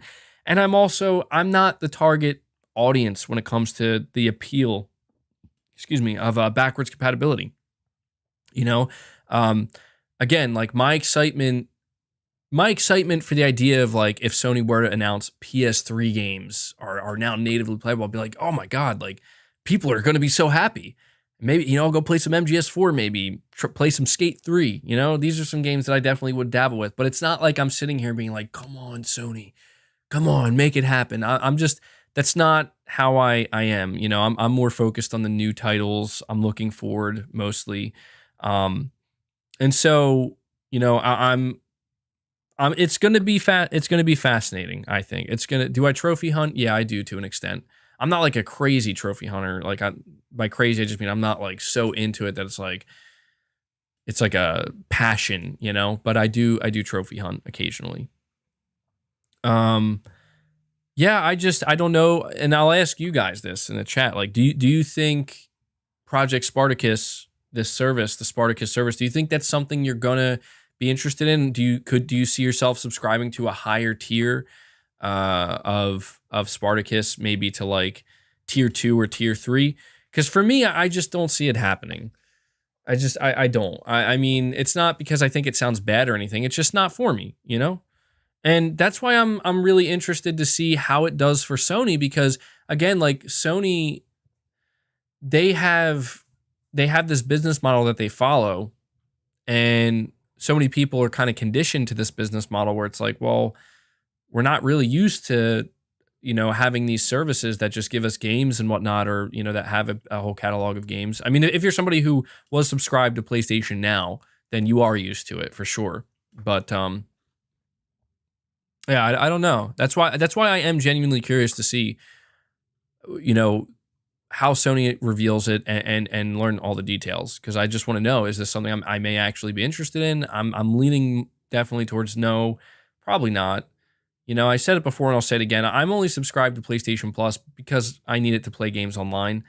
You know, I like, so, I mean, there are definitely games that Sony has on a monthly basis occasionally where I'm like, okay, these are games I might want to try out and play. But in general, I mean, come on, I'm just going to be real. If I could play multiplayer games without being subscribed to PlayStation Plus, I wouldn't be subscribed to PlayStation Plus. But see a lot of you guys seem to be on the fence about it. Some of you are saying you would. Yeah, I think it'll have to depend. I'm telling you now, if Sony comes out and they're like, you're going to have to stream most of these games, I don't think the service is really as big of a deal as we thought it was. You know what I mean? It will essentially just be, now you're subscribed to PlayStation Now.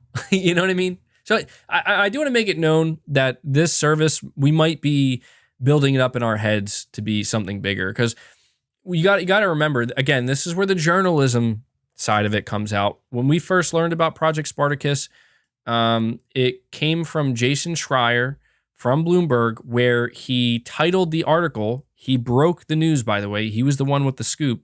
He titled the article, I'm paraphrasing, but something along the lines of, this is Sony's, you know, Xbox Game Pass competitor, Project Spartacus. And it's like, I just totally bought into the headline, like, oh, Sony's making their own Game Pass. And like, you know, we're talking about it here more in depth at length, and I'm like, do you guys, I don't know, like, do you guys see this as a Game Pass competitor? I just don't. Unless Sony announces like something crazy, you know, like all of our games, our exclusives are going to be dropped into tier 3 of PlayStation Spartacus after like 6 months or a year. That would be a pretty big deal. It still wouldn't be the exact same as Game Pass, but then it's like, oh yeah, now we're talking. That's clearly Sony trying to go right for the, I don't know, right for the jugular of Game Pass, but essentially, you know, kind of get into, because when we talk about Game Pass, what is the appeal of Game Pass? Well, it's the value, it's the fact, it's the volume, the amount of games.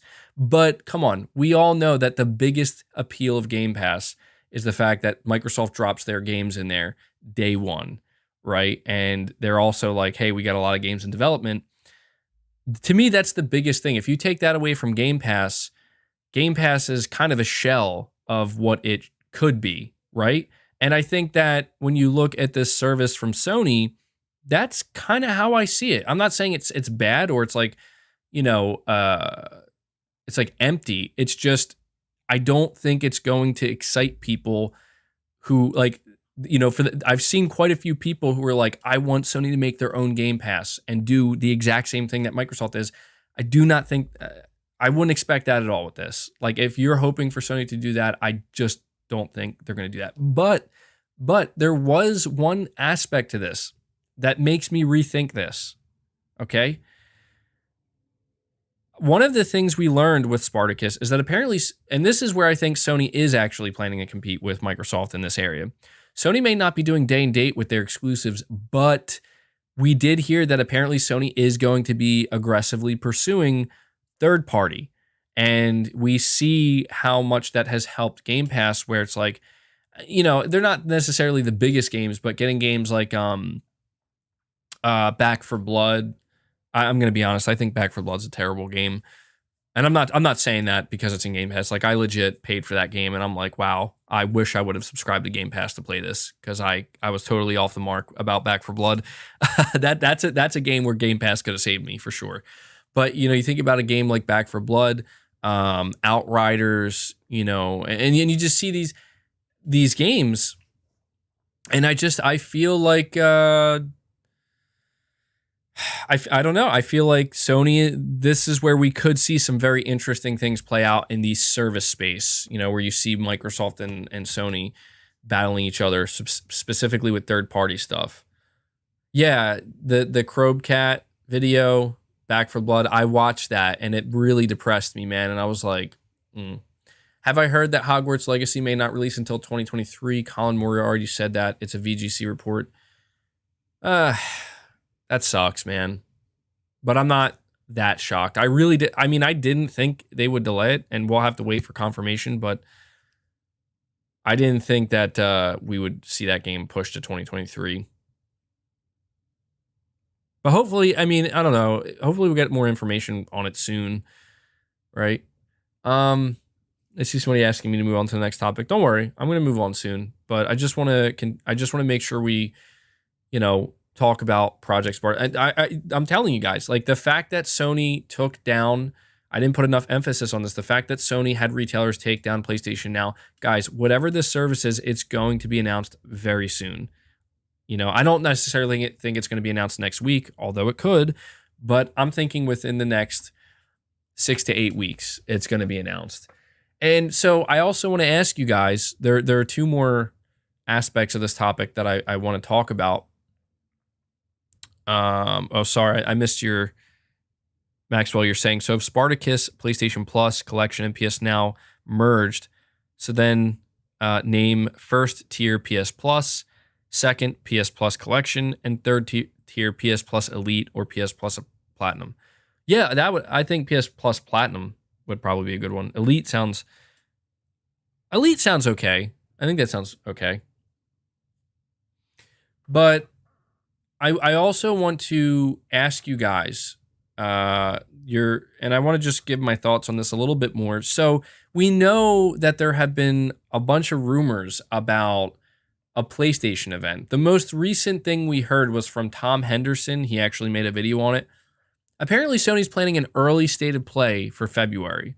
Now, maybe Horizon will be there. We're hearing that Hogwarts Legacy is going to be there. But he said that, based off of the information he has, Sony is also still planning like a big event. But then he said and I don't know if this was just pure speculation. He did emphasize that he was saying this based off of what he was told and what he knows. Sony is going to be doing like a bigger event in March, later in March. I'm like, well, yeah, that timing would seem correct, because if you think about February, my big thing is, why would Sony do a big event in February when there's all these games launching? They have 2 first-party games. Well, one, that being Horizon Forbidden West, but literally the first week of March, they have, on March 4th, they have GT7. So it's like, maybe it would make more sense for Sony to not do an event until they launch these games and these games are out and we're a little bit removed from them. So, a March event does make sense, but I don't know, man. It's like, how big of a deal is this Project Spartacus? Is this indicative of an event? Is this event worthy? Is this something that Sony announces at a big event? Well, they did announce the PlayStation Plus collection, I believe, at the Future of Gaming. So I think so. I think the fact that we're seeing PlayStation Now cards taken right off the shelves, I think something big's happening. Could be wrong, but I think it's going to happen. And I can't wait. I want to know. I've been eager for Sony to kind of go big again, So I'm waiting for that. one last conversation I want to have, and I think you guys will find this one a little bit more interesting. We're talking about Project Spartacus. Obviously, there's a lot of people who are going to be like, well, now Sony fans are going to be talking about a service. The big question, is Sony going to do day and date? Is Sony going to do day and date? So I saw a comment on my video yesterday that I see so many people frame it this way. Okay? They say, you're just lying to yourself at this point if you don't think Sony's doing day and date. And I don't think that's fair at all. Wow, thank you so much, Nakamichi. That's a very generous $50 donation. Thank you for that. Really, really appreciate that support. You're saying, I know this is off topic, but seeing that the PC version of God of War having 120 FPS, while the PS5 caps at 60, Sony is advertising about how powerful the console is, but the only games running 120 are by third-party devs. Well, just a slight correction. We do have the Uncharted. I mean, I know it's really not the game that we should be flexing and be like, yeah, Uncharted has 120 FPS, but they did announce that they do have 120 FPS mode for the Uncharted collection. But, we will divert from the day and date topic for a moment because obviously I'm going to acknowledge your super chat here. What you're saying is interesting because I noticed yesterday when we talked about God of War on PC, there was a kind of a large conversation going on with multiple comments from people being like, what the hell is Sony doing? Like, why are they not doing a native PS5 version of God of War? Why are they releasing some of these games like God of War onto PC where they're going all out and like all these features, and it's now the best way to play God of War? Like, I know this sounds like for some PlayStation fans, it might sting to hear this, but this is just the fact. The best way to experience God of War right now, God of War 2018, is on PC. And I mean, it's PC, so it's like it was always going to be that way. I'm not saying that is surprising in and of itself because it's not. Like, it's PC, it can scale really high. I see somebody say slightly. Yeah, I mean, look, I've watched the comparisons, okay? And I don't know. I mean, I watched him and it's like I can see some slight differences, yeah, but it's really not that huge. But Nakamichi, I do understand what you're saying, where it's like, look, if Sony is going to allow, and for those wondering why the PC port of God of War is so good and people are praising it so much, is because they had a separate studio. I forget the name of the studio. It's like a port studio working on it for about 2 years. Now, Sony hired this port studio to focus on God of War PC so that Santa Monica studio can focus on Ragnarok. Who's getting Ragnarok? PC or PlayStation? PlayStation is. Jetpack Interactive, there you go. Yeah, Jetpack Interactive is working on the PC version of God of War. I'm going to be honest right now, guys. I would rather Santa Monica not spend time or resources making a native PS5 God of War version so they can just focus on Ragnarok. I understand how it's easy to think that, oh, well, Sony Santa Monica, Sony's first party studio cares more about PC. That's not true. Now, you could argue maybe they should have had this studio, this port studio, not only make a PC version, but make a native PS5 version. But here's the problem there. Sony wants to sell these games. Sony does not do free native PS5 versions of games, really. They want people to either buy a director's cut or they want to pay $10 for an upgrade. And my question is, how much more could be done to God of War 2018 on a PS5 because I'm just saying, man, when I look at the PC comparisons and I see PC Ultra, yeah, like some of the shadows look better and stuff. And it's like, yeah, you can see a slight visual difference, but I'm like, see, this is why I don't game on PC. That's all. And there's no shade being thrown at PC. It's just for me, I think that playing God of War on my PS5 at 60 FPS, it looks fine to me. But I mean, you're talking about 120 FPS. Yeah. That to me, that's like maybe something that if you're going to give 120 FPS to PC players, knowing that the PS4 supports it, seeing that Uncharted 4 is going to be 120 FPS, maybe they should have done that. But PC players are paying for that. There's a reason why PC players are paying near full price right now for God of War. You know, they're not. It's not like they're paying like $20 or whatever. Although I think some people are probably pirating it. But I don't know. To me, it's not a big deal. That's all I'm trying to say. Like, I'm not freaking out at, oh, Sony, you didn't give me a native version of God of War on PS5. I mean, when I checked out God of War on the PS5, I'm like, this looks amazing. Like, it's just, you know what I mean? It looks amazing. I don't even know what else I would ask for. Maybe like ray tracing or something, but I don't think the game has ray tracing at all.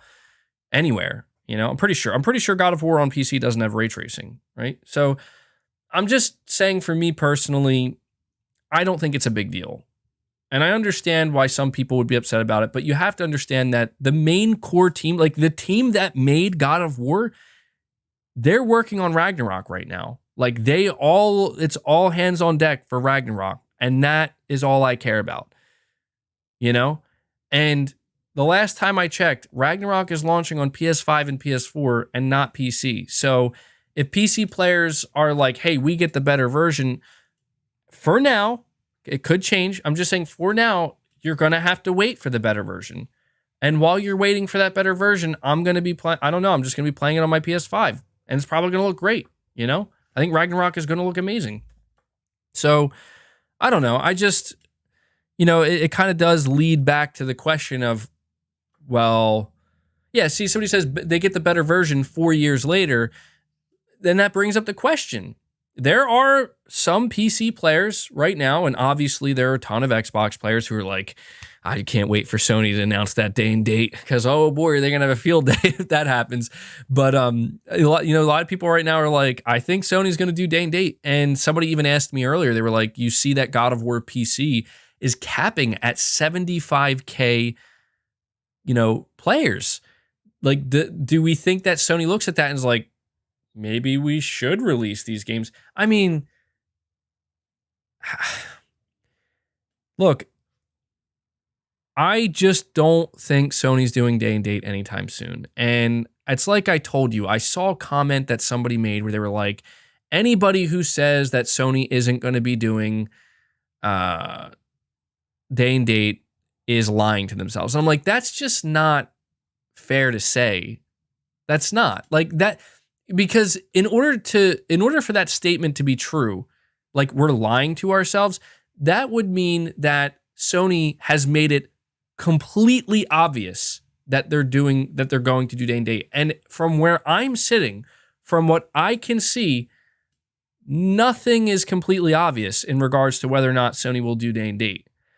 That does not mean I look, I understand that I had the stance before that I don't think Sony would ever do day and date, or not day and date.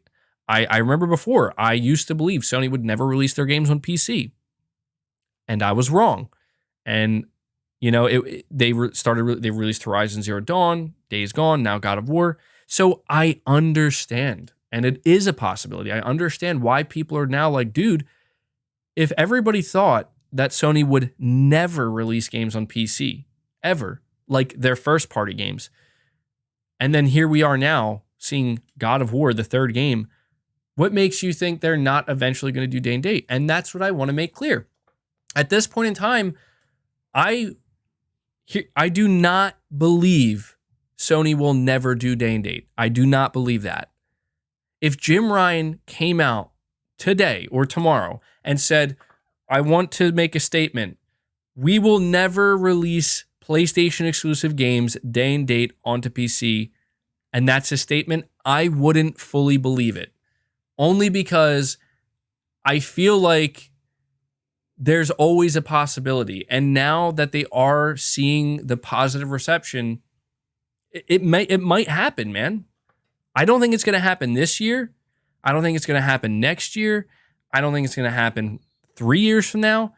But I think at some point it could happen. You're saying it's very strange when a gamer doesn't want to see other gamers enjoy a game. Well, this isn't about that per se. This is just about, for me, it's not about keeping games away from people. It's about understanding like whether or not it's actually something that's going to happen. You know, whether or not Sony will actually pull the trigger on this. Brian M, you're saying it's now difficult to beat Tefrosk after insults. Oh, okay. Okay, I hear you, Brian M. Space D, you're saying, I bet Ragnarok is going to be on PC between 6 and 12 months. It's tough. It's tough because it's like, I almost want to operate under the assumption that what people are saying, they're correct. I almost just want to operate under the assumption. Space D, you're saying, boy, MBG is setting himself up for the biggest L ever. Dude, you're telling me I'm setting myself up for the biggest L ever by saying that I do believe Sony will eventually do day and date at this point? That's me setting myself up for now. So Space D, are you now telling me that you believe Sony will not do day and date? Because that's what I just said, man. You're confusing me. You're confusing me, Space D. So I just think that the day and date conversation with when it comes to PlayStation is interesting because you're saying not soon. I mean, look, Space D, you're saying 6 to 12 months. I don't believe that, man. Like, I won't be mad or upset, but I just don't see that. That would be, come on, can we all agree that if it was announced 1 year after launch that God of War Ragnarok is releasing on PC, can we all agree that that would be surprising? I think even PC players would be like, wait, what? We don't have to wait 3 or 4 years? We just had to wait a year? Come on, that would be surprising. And if Sony were to do that, then yeah, I'm telling you, if Sony takes that approach, then I would gladly agree when somebody says, if you think Sony's not doing day and date, you're lying to yourself. I would agree with that.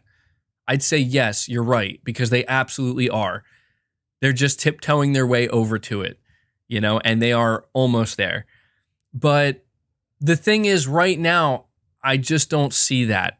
And I'm only saying this because look at the games we've gotten so far, or PC players have gotten.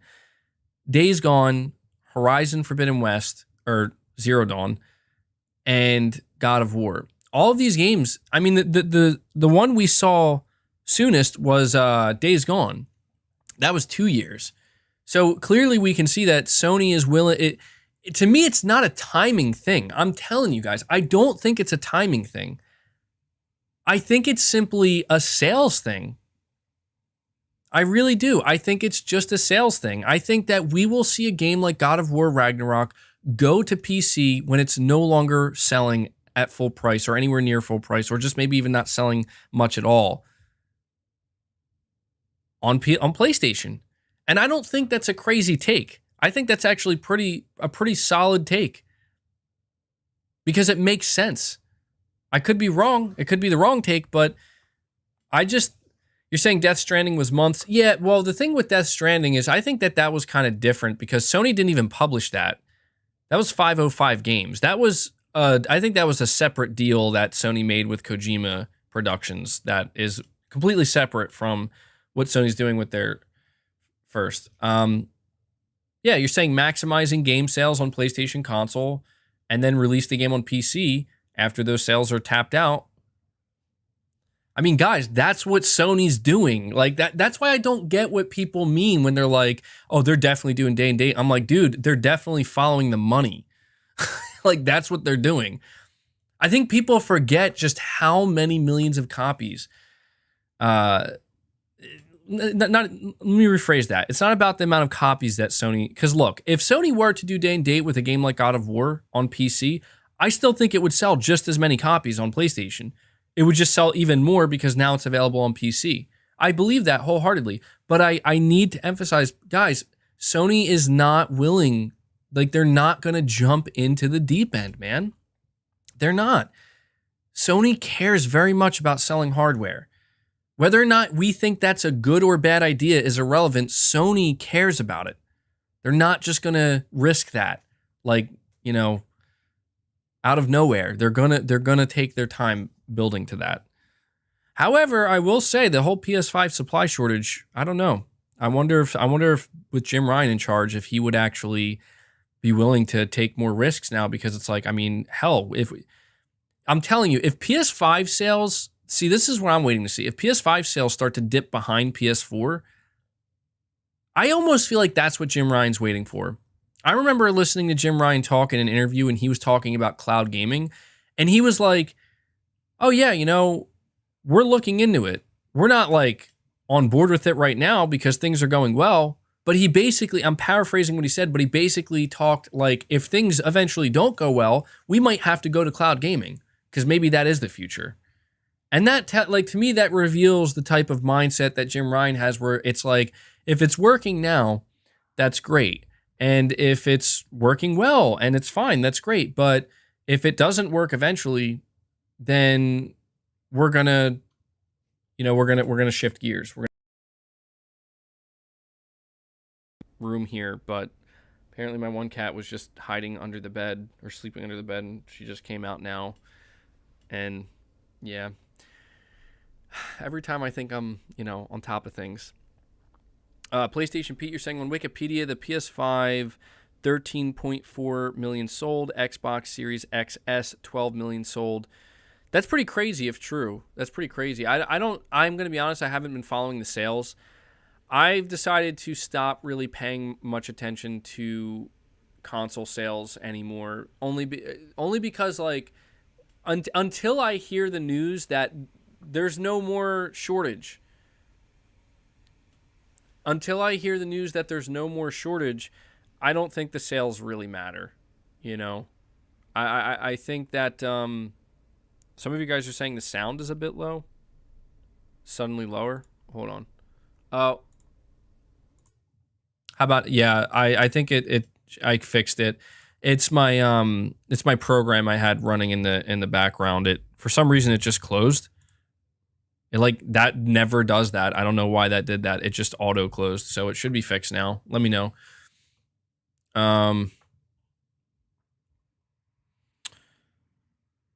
MBG, come on. Why do people say this, man? You're saying MBG in denial. How am I in denial, bro? I straight up told you. Yeah, I think Sony may do day and date one day. And you're like, bro, you in denial. Like, okay. I don't know what to say anymore. At this point, you're just trolling me, man. Yeah, dude, as soon as my cat walks out, my audio program just crashes. Guys, let me know. Is the mic fixed, by the way? It should be. I just want to make sure.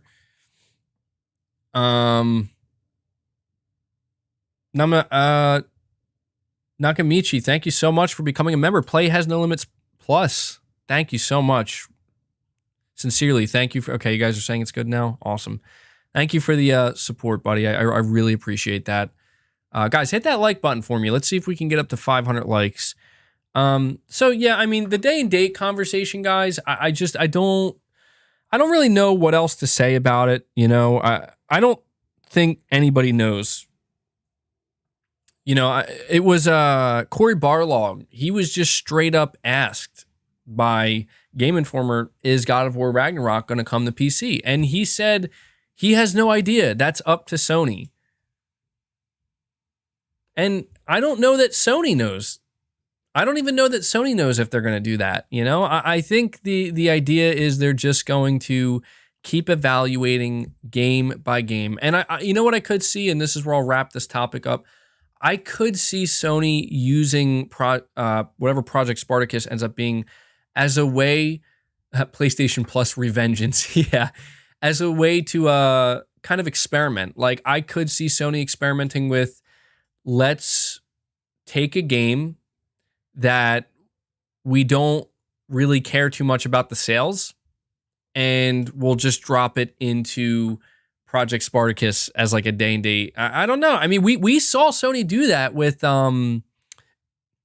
Destruction All Stars, you know, and I don't know. I don't know. We'll have to see. We'll have to see. No, but the point is, nobody knows. Nobody knows what Sony's going to do. Sony may be planning to do day and date this year, and no one would know. Sony may have no intention to ever do day and date, and no one would know. We're just making assumptions based off of what we see. When I look at how well God of War is doing on PC, I don't think that suddenly makes Sony be like, well, we got to do day and date now. No, I think it's validating the strategy that Sony has been employing, which is our goal with God of War on PC in 2022 was to get more sales, make more money, and get people talking about God of War. They achieved all of that, you know? So do I think that we could see a situation where maybe one day, you know, who knows, maybe God of War sells so well on PC where Sony's like, okay, we got to start paying more attention to PC now for sure. Yeah, I could see that. But I just don't buy this notion that they're just going to flip a switch. And here's another reason before I move on. What people don't seem to understand about the decision to go day and date, and I really have to emphasize this because I'm telling you, people do not think about this. You can't undo or reverse that decision. Do you understand? Like, that is not something that Microsoft, when they announced it, do you think that they were just like one day like, yeah, let's just try it out, let's see what happens? No. That is a complete shift in your business model approach. And it has big ramifications. So that's the whole thing. It's one of those things where once you do it, you can't take it back. So that's why I'm saying that Sony, to me, look, I've been wrong about Sony a lot, okay? I've been wrong about a lot of my assumptions. We spent a lot of time during this podcast acknowledging that. But if there's one thing I know about Sony is they do not come off to me as the type of corporation or company that just jumps in head first. They don't. Not with things that are this important. And so I do think that we're just going to continue to see them slowly inch their way and kind of push the envelope a little bit more each time. And then we will see where that goes, and they will see where that takes them. And I think Sony reminds me of the they remind me of the type of like somebody believing they're walking through a minefield. And yeah, there are mines, but maybe not nearly as many as you think. And they're like taking every step. Like, okay, I think that there could be a mine there, one right there, and one right there. Got to be real careful. And in reality, it's like, bro, like they're like really far apart, man. Like you have more leeway. You know what I mean? Like you can move a little bit. It's okay. And I just kind of view Sony as like, no, we don't know that. You know, kind of like better safe than sorry, I guess. So anyway, KD, you're saying day and date on PC won't happen until Sony figures out DRM. God of War with its day one patch is already cracked. Piracy is still a huge barrier for Sony. Oh, dude, yeah. You know what? You're completely right about that. I totally forgot that was a thing. And I'm like, I see people in my timeline being like, yeah, I'm not paying for God of War. You know, I'm not paying for God of War. I'm pirating that. And then they also are the same people who are like, yeah, but Sony's going to do day and date. And I'm like, you know, did people really think that Sony isn't aware that people are going to pirate games like Horizon and Days Gone and God of War? They absolutely expected it. But you have to understand that. Look at how many copies do you think God of War 2018 sold on PS4 in 2020, in 2021? Probably barely any, especially when it was available in the PS Plus collection. So Sony was well aware that, yeah, some people are going to pirate it. You know, that's just how it's going to be. So I don't know. We have Soyu, aka Mr. Hamster, saying, "Hey MBG, what's up, man? Nothing much, just my usual crazy ranting all over the place self with the podcast. You know how it is." So yeah, you know, you guys can be sure to let me know in the chat, and if you're listening to this after the fact, leave a comment letting me know your thoughts on how Sony may or may not approach day and date releases. What's the next topic I have here? So yeah, I don't know how many other interesting topics I have to go over, because let me make sure. So I saw the dying. I'm not going to talk about this long, but I saw the Dying Light thing. Did you guys see this where they they had to come out? I just thought that this was funny. JDTV want me to talk about Battlefield. Okay, Kapapa, you're saying, greetings, MBG. Looking forward to a strong PlayStation year with great games coming soon. The Sony critics are trying to poke PS5 sales versus Xbox, but I think the Series S is getting the volume, and this could be a problem for Microsoft later. Yeah, I mean, that is interesting, right? I hear what you're saying, okay, Kapapa, and thank you so much for the super chat, buddy. I mean, I don't know though. I feel like surely Microsoft knew that their cheaper console would be the one that sells the most, right? Surely they knew that, right? But I'd agree with you 100%, man. It's going to be, I think 2020 is going to be one of the strongest years for Sony. I really do, man. So we'll see. We'll see how the sales pan out. I mean, at the end of the day, I'm just going to be honest. I think the PS5 is still going to greatly outsell the Xbox consoles. That's not because I'm like, oh, console wars. No, I just think that it's just kind of set in stone, you know, like the momentum of the PS5, and it's just the PlayStation brand. It's just more globally recognized. I just think that that's how it's going to be. But I do think, based off of what we see with Xbox, the Xbox is selling good, man. Like I think Xbox should feel good because they really did turn it around. If you look at the start that the Xbox One got off to where we are now, I mean, I don't know. I think that Xbox stands a much better chance this time around. That's what I think. So I got another super chat here. All right, so Zanarkhan Blitzer, member for 6 months, play has no limits. Thank you, man. Saying, part one, I remember listening to a Broken Silicon podcast on Moore's Law is Dead YouTube channel. Something Colin Moriarty said was interesting. He said the reason why the PS Vita stopped being supported was when the Vita was successfully hacked in 2015. That's when Sony decided the Vita is dead. This is also after the recent PSN hack back then. Plus, we know the PSP was hacked and popular. Yeah, I mean, dude, that's the thing, man. Sony, when it comes to security, that's actually one of the topics I did have written down, but I don't know I'm going to discuss it at length because there's only so much we can say about it. But it's really interesting that you mention this right now because what did we just see this last week? Apparently, there is a full PS4 build of Horizon Forbidden West out there. Now, I don't think a ton of people have it, and I haven't seen much of it. You know, some people were like, oh man, people are going to spoil the whole story and everything else. You know, I've only seen a couple of screenshots, and it's actually interesting to me because the conversation has been mostly all positive around the PS4 version of Horizon. Like most people I saw were like, whoa, that's a PS4 version? That looks really good. I'm like, oh, maybe this leak is working in Sony's favor to a certain extent. There's no spoil. I'm not spoiling anything. There are none. I don't know any spoilers. I haven't looked. I've been avoiding any of that. And you know, you talk about Sony being kind of. I do think that is one of the reasons why Sony has always been so, you know, so keen to kind of support the walled off garden type thing. You know what I mean? Because they have had security issues. They have had these problems in the past. And it's clear that this is like a weak spot for Sony to a certain extent. It's not like they're the only company it happens to. It's not, but it is a weak spot. And I don't know, man. the idea, I don't know, maybe you're saying, yeah, you know, for all we know, dude, I'm not saying this is the case. I'm not saying this is the case, but we learned from Cory Barlog that it was PlayStation devs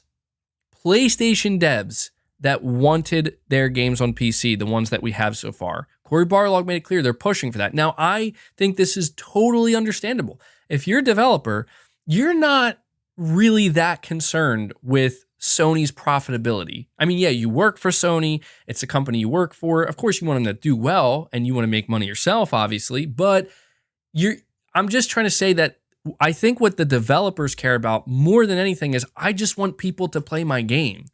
Like, I want more people to play this. And that's why I think, you know, it actually makes sense that Sony would, as like the executives at Sony, those who are, they have to worry about the profitability. They have to worry about, you know, all the number side of things, right? It makes more sense that they would be the ones where it's like, we're not just jumping into it. We'll try it. For all we know, Sony might see that a shit ton of people pirated God of War on PC, like way more than they were expecting. And they're like, yeah, we're done. We're done, bro. We're done with PC. I'm just saying, man, I don't think that's going to happen, but wouldn't that be a hell of a thing if the reason why Sony decided to stop supporting PCs is because they're like, we're tired of people stealing our games.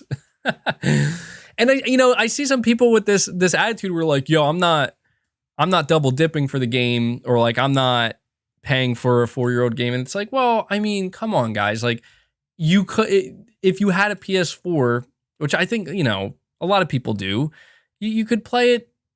You could play it through the PlayStation Plus collection or what. You could probably get God of War for $10 or something like that. You know, I don't know. It's it'll be really interesting to see. It'll be really interesting to see. Like,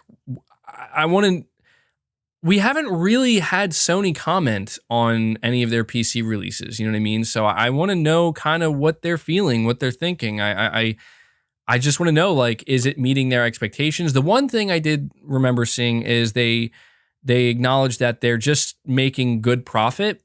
And this is why I don't think Sony cares this is why I don't think Sony cares much about piracy for older games, because I remember they said they got like a 250% return on Horizon Zero Dawn. And I'm like, that's really good, regardless of how many people pirated that game specifically, because, you know, I mean, how much profit was it making before that? Probably none. It lived its life on the PlayStation console. So this is, I don't know, the idea that piracy will be a reason why Sony avoids day and date until they get their DRM stuff under control. Yeah, I think that also makes sense, man. But we'll have to see. Like I said, nobody knows. Nobody knows. Sony plays everything close to the chest. Let me see here. I want to G4T. Oops, wait, spelled that wrong. G4 TV. PS5 Dead Man Walking. So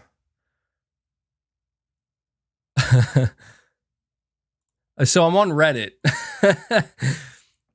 Oh, it was deleted.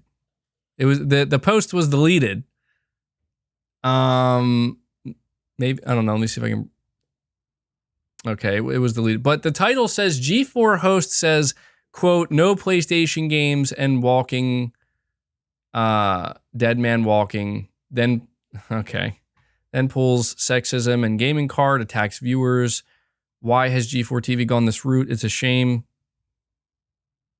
Jeez. I mean, I didn't know it was all that. My God.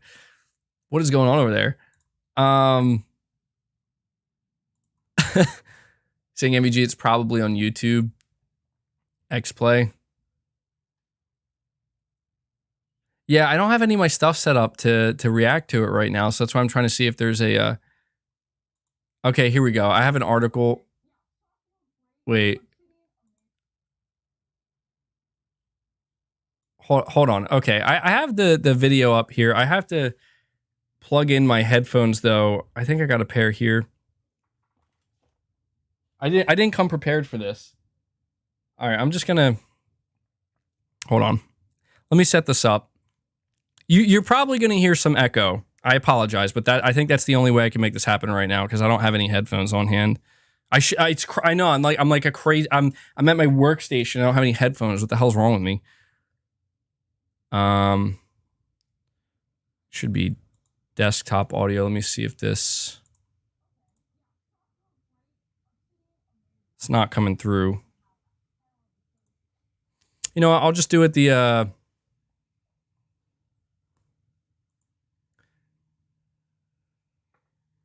Say they canceled her so fast. Could you guys hear that? I don't know if that was coming through or not. If not, I'll just bring it up on my phone and I'll react to it. It was so cringe to watch. Give me a second to bring it up. I'll probably just have to play it through my phone.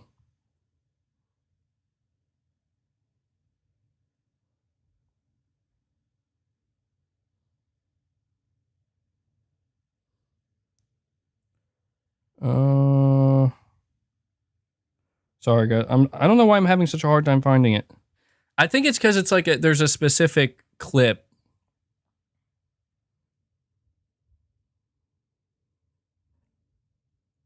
Just give me 1 sec here, guys. So do G4 TV, PS5, Dead Man Walking. Sorry for the dead air.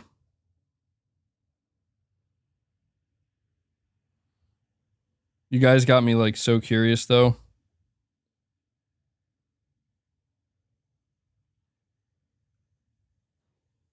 I think I got it. Oh my god, I'm getting annoyed because I can't find it.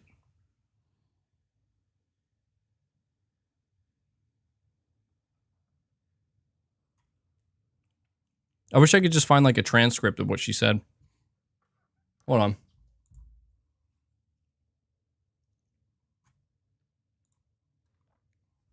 I might just have to check YouTube. Okay, hold on, guys. Is it the, I need you guys to confirm or deny. Is it X-Play, you said? I'll just check the G4 YouTube channel.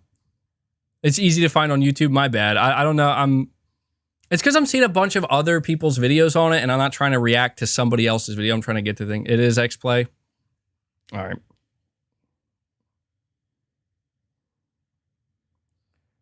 X-Play.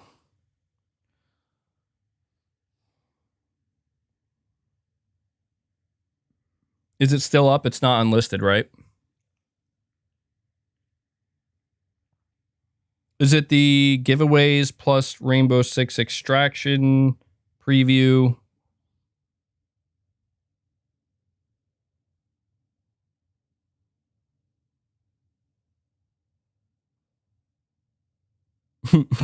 Wow, there are a lot of videos.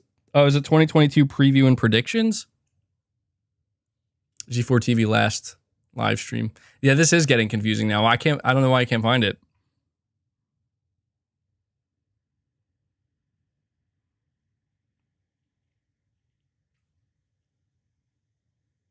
All right, let me see. I think I'm on the right video. I'm looking for a timestamp here, guys.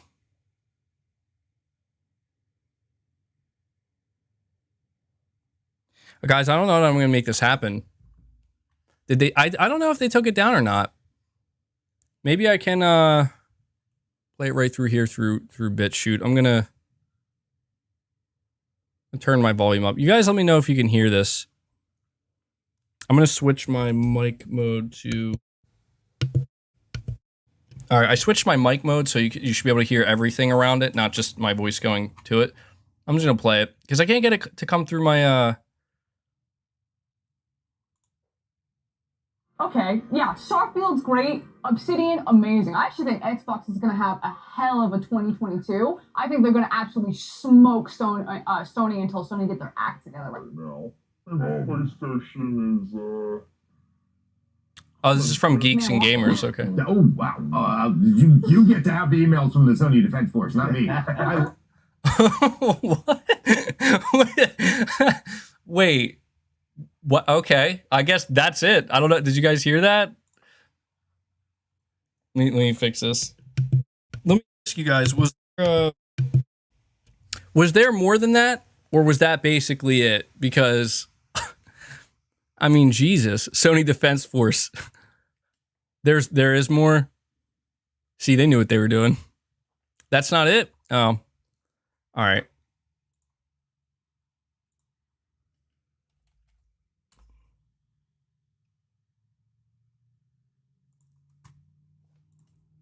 Maybe, I don't know. Maybe I'll have to look into it when I'm not live. And, all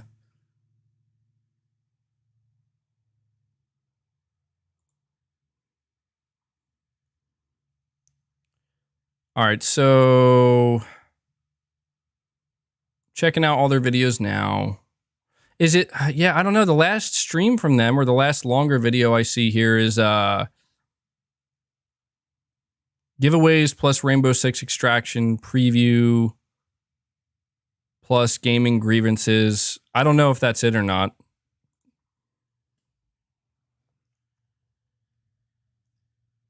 Saying she praised Starfield with there being no actual gameplay of it.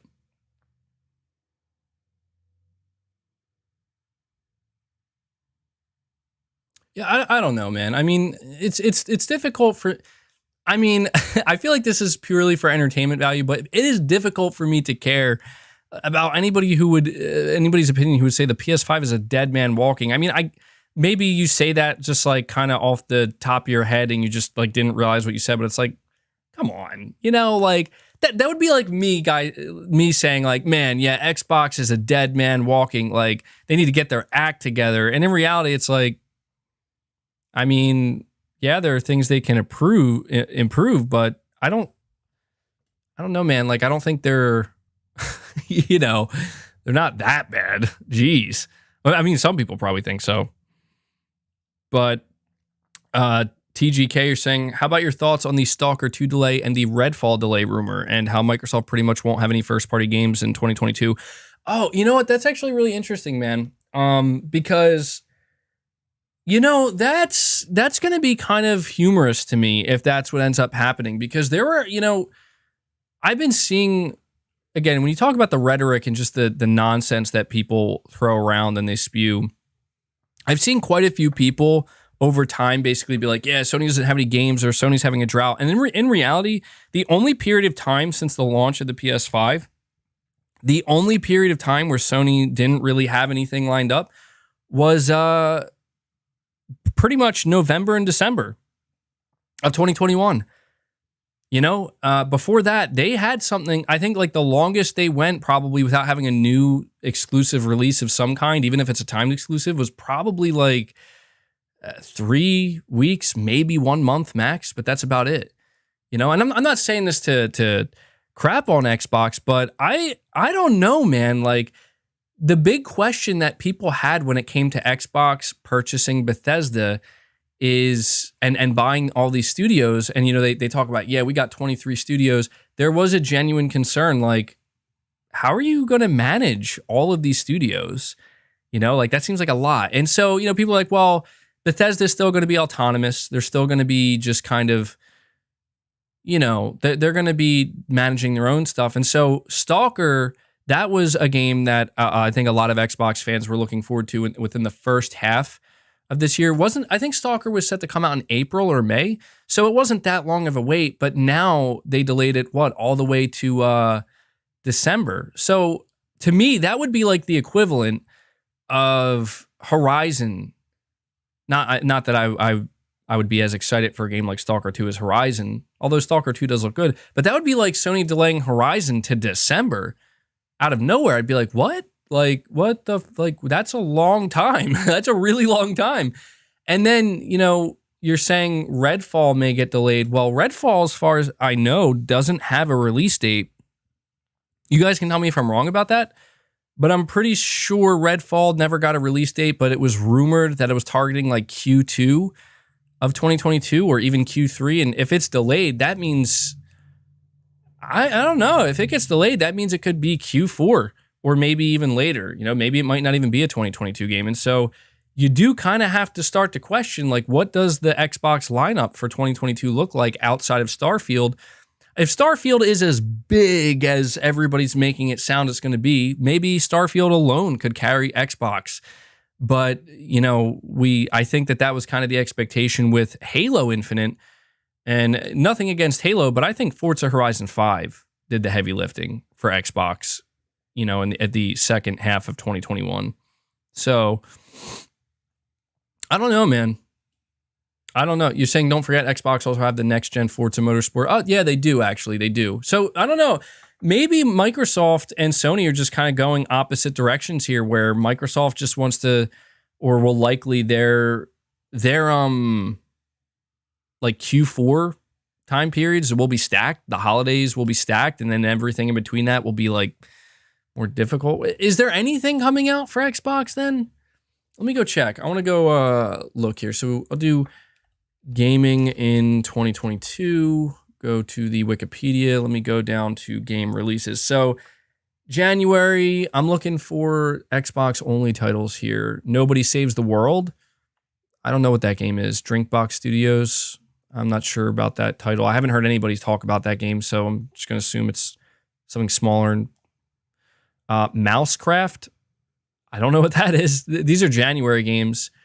I'm looking at February now. Crossfire X comes out February 10th. So there's that. Let me see. Shredders is coming out in the Xbox Series X. I don't know what that is. I have no idea what that is. Scrolling down, I'm now in March. I don't see anything for March. April, nothing. May, nothing. June, nothing. August, nothing. September. The only thing I see here is, there's Scorn for October. That's a while from now, though. Scorn is apparently set for October. And then we have Starfield and then Stalker. So, okay, so that's interesting. So for Xbox, October, you're looking at Scorn. November, Starfield. And then December, Stalker. So Xbox does have like a 2022 lineup. And then also maybe you imagine you throw maybe Forza in there in September. So Xbox, yeah, they do have a lineup. But it just seems like it's going to be pretty stacked to the second half, or like late in the year. So I don't know. And then if Redfall, I don't know if Redfall's planned for 2022. Who knows? So we'll have to see. See, this is why I feel like Sony. I think Sony has things locked in pretty good so far. I'm not really too worried about Sony in 2022. They seem to have a pretty good lineup, and I assume they're going to have some good reveals. KD, you're saying she went off on the whole 2022 PS5 preview episode. It's a waste of time, though. Just incel gamers dunking on a woman who admitted she doesn't know much about PS5. Only Sessler and, to be honest, and TBH are worth watching on G4. Yeah, I mean, I don't even watch G4, man, so I can't even speak to that, but I thought, dude, I did think Adam Sessler's reaction was pretty funny, where he's like, whoa, like, okay, you can deal with the Sony Defense Force, because he knew. He's like, what'd you just say? Like, what? I'm sorry, did you really just say that? So it is what it is, man. Aaron Yogurt, you're saying it's on G4 TV 2022 Xbox preview and predictions. Yeah, maybe I'll look into it after the podcast. I wasn't prepared for it, but honestly, just off that little clip I heard, I don't know that I'm going to look into it. So, saying you tweeted me the link. I'll go check it out. I did want to saying it gets worse, Woolly Gamer.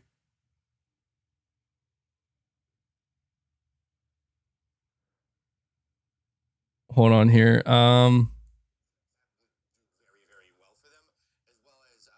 Okay, I'm going to play this clip in just a second.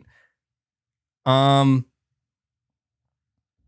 you're saying, I remember you said you were going to get Far Cry 6. Don't do it. It's not as good as Far Cry 3 and 4. It feels like an upscaled PS3 game. You can also tell it's a COVID game with how cheap and repetitive everything feels. That's interesting. I felt I haven't played Far Cry 6 yet, but I've been hearing different things. I've been hearing people say that, oh no, it's trash. It's just the same game. And then I've seen other people. I think it was actually Colin Moriarty. He's like, this game's great. Like, why are people being so hard on this game? I'm like, I don't know. Like, I'm torn because I did play Far Cry 5 and I really did enjoy it. So I might still give it a try, man. You know, I probably will, honestly. But I'll get back to you and I'll let you know if I agree or disagree with you. You know, I'll see how I feel about it. Let me let's listen to this real quick. Let me.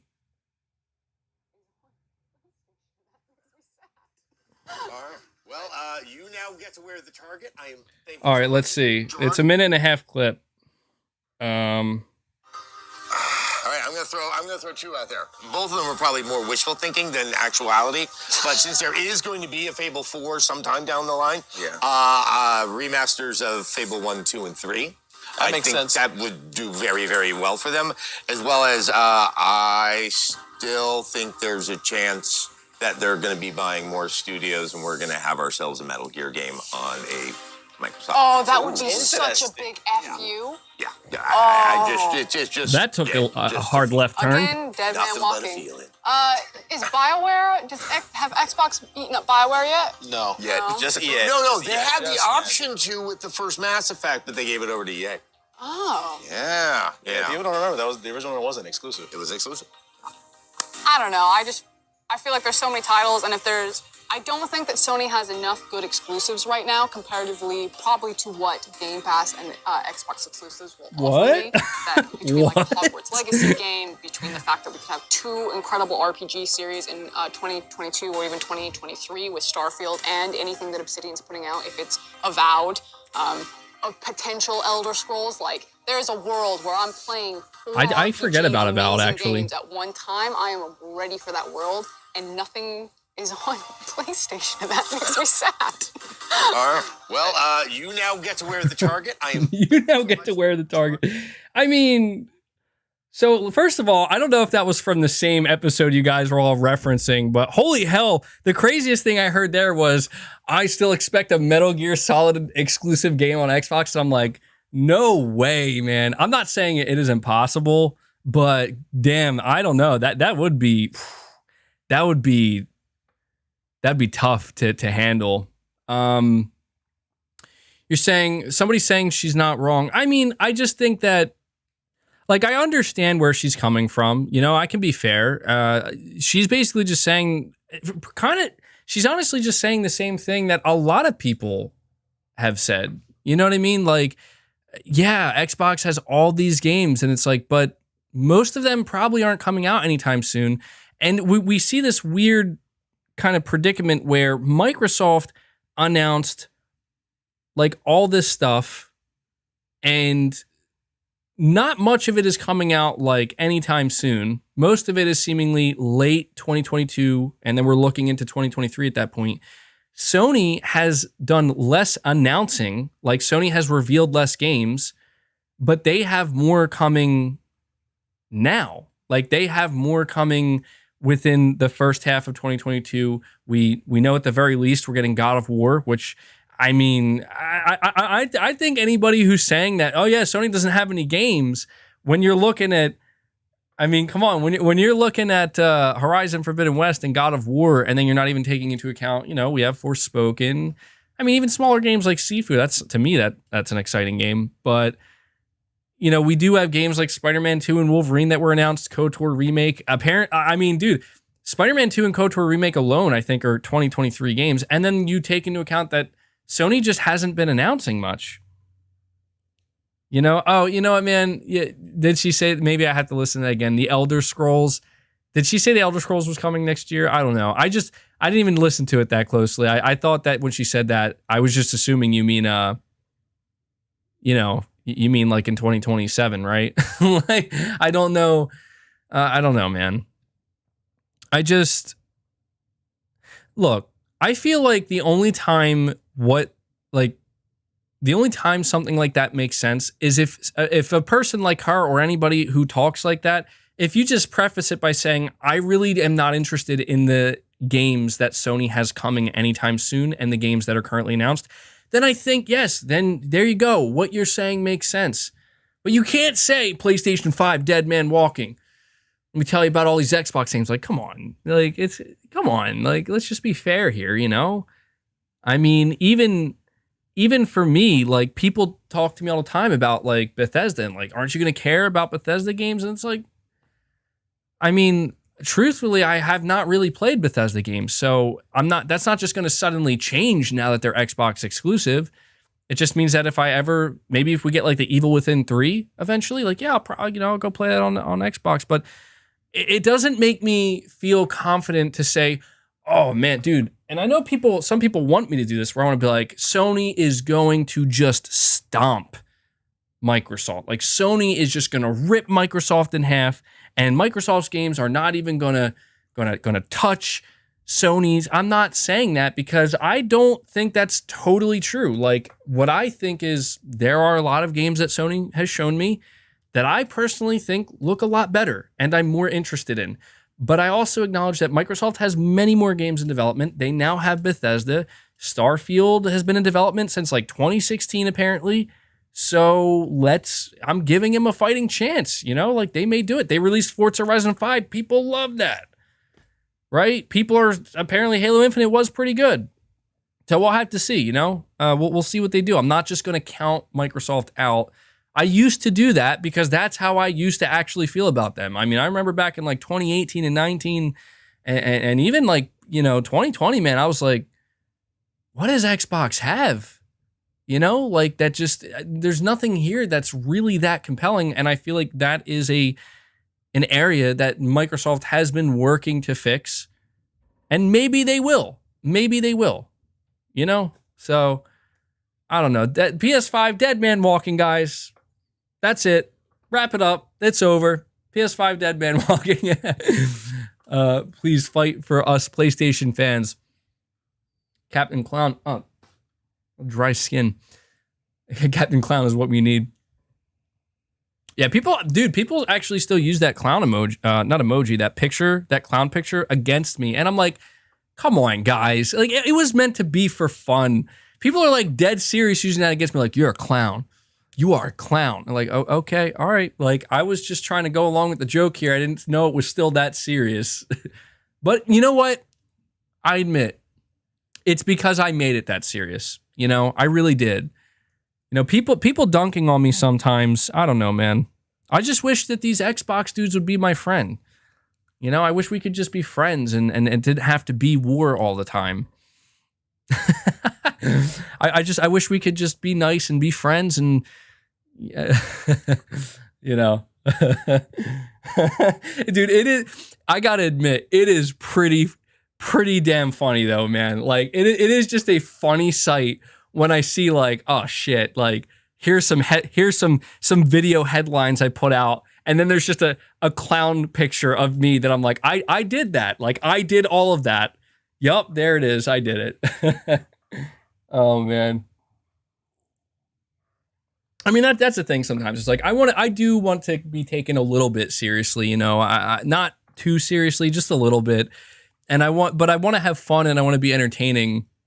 And so I don't know. That clown pic is going to be an NFT. Dude, it's all good, bro.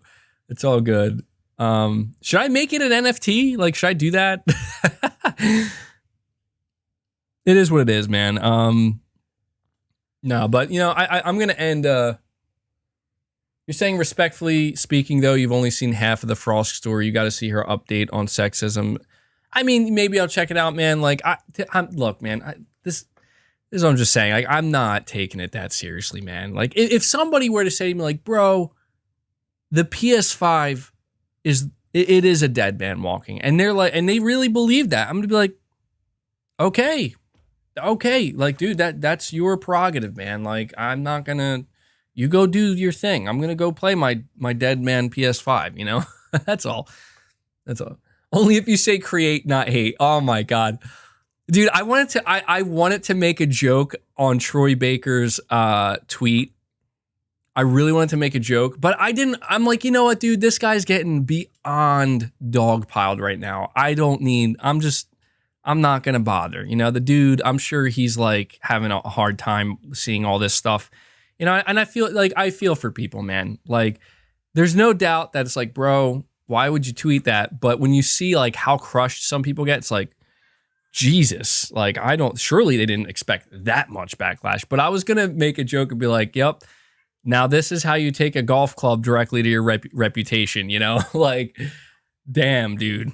Damn. That was crazy. KD, you're saying wait for a sale. Trust me, LOL for Far Cry 6. Maybe I will. But yeah, I don't know, man. Well, I want to end this episode of the podcast on a positive note, guys. I want to end it on a positive note. First of all, I have to say this because, you know, I'm going to get serious here for a second, if you guys will allow me to do that. You know, at this time last year, I don't know how many of you remember this, January of 2021, you know, I had, my son was born, and there were issues, there were complications, and it was a really, really tough time. And I remember I made like a video letting you guys know, and we did like a stream, you know, a little bit of a support stream, and you guys like showed up and you showed like an immense amount of support, and it was really touching. It really was. I just wanted to kind of give you guys an update because I don't want you to think that like, oh, you know, because, you know, I was talking about it when the things were bad. And so I want to give you an update now that things are going good. He's doing well. He's doing great. He's big. He's strong, super healthy. He just got his, you know, most recent checkup, and we're getting ready to celebrate his first birthday. You know, we're having his first birthday party. So, you know, that's what I'm doing after this. And I just wanted to let you guys know, because so many people, you know, still ask me like, how's your son doing? Like, that situation was terrible, and I hope your family's doing well. And, you know, just happy to report that things are going great. Things seriously turned around, and it was dark times in early 2021. And, you know, we're removed from that now, and we're a year away, and time flies, man. So things are going good. And, you know, I also wanted to end the podcast by talking about, you know, look, you know, we all make some mistakes and stuff. You know, we all, in my case in particular, I have some bad takes. You know, people dunk on me and stuff, but I want to have fun this year on the channel. I want to have fun in general talking about games, and I do want to be taken somewhat seriously as well. And I guess I just want to say the New Year's resolution here on the channel, I know I talked about it a little bit, but just to keep the positivity flowing, I want to, I want to create a more positive, not forced positivity, but just a more generally positive environment where not everything has to be taken so seriously. And, you know, we can just kind of enjoy gaming and enjoy the conversation around gaming, and we can get serious when we have to, and we can be, you know, I'll have my opinions, I'll have my spicy takes or whatever, and I'm sure that will not be the last time we see, you know, clown MBG pop up. But you know, I guess I'm saying this because the thing that got me through 2021 here on the channel were those fun times. You know, the times where we're having fun. It's not, you know, we don't have to laugh at people, and you know, I think you guys get what I'm saying. You know, I say you know a lot. I do say you know a lot. That's why everybody has like that one thing that they say and they don't even realize they're saying it. I say you know a lot. So, you know, but yeah, that's just something I wanted to take a little bit of time to talk about with you guys. Nakamichi, again, you're saying Game Pass is a subscription service with games in it, just like PlayStation Now, but it is funny that people say it is the best thing ever. But the last time I used Game Pass, I needed the internet to play the games. Yeah, I hear you, Nakamichi. There's always been those comparisons of, I'd say some unfair comparisons to, you know, Game Pass and PlayStation Now. And I'm not here to say which one's better, because I don't use either, and I haven't really experienced either in a significant capacity. But I think that it's actually kind of Sony's fault a little bit that PlayStation Now kind of gets thrown in the background a little bit, just because they haven't done the best job marketing it, you know, and I think we can all agree. My cat's crying over there. She wants to get out, so I'm going to have to wrap this up soon. But I hear what you're saying, Nakamichi. We'll have to see what the perception of Sony's upcoming Project Spartacus is. We'll see what the conversation is like between that and Game Pass when it happens. And thank you so much for the super chats today. I really appreciate that. Really do. Primal Plasma, member for 10 months. You're saying, MBG, yeah, it looks like the console wars of 2020s are over. Time to move on. Yeah. Some of the stuff some of my hot takes and my opinions and a bit of my arrogance, I know that it's still going to come back to bite me in the ass, and that's fine. It does for everybody. It is what it is. I could, if I want to, just be rigid and not acknowledge any of this, but it happens sometimes. So, but yeah, it is time to move on for sure.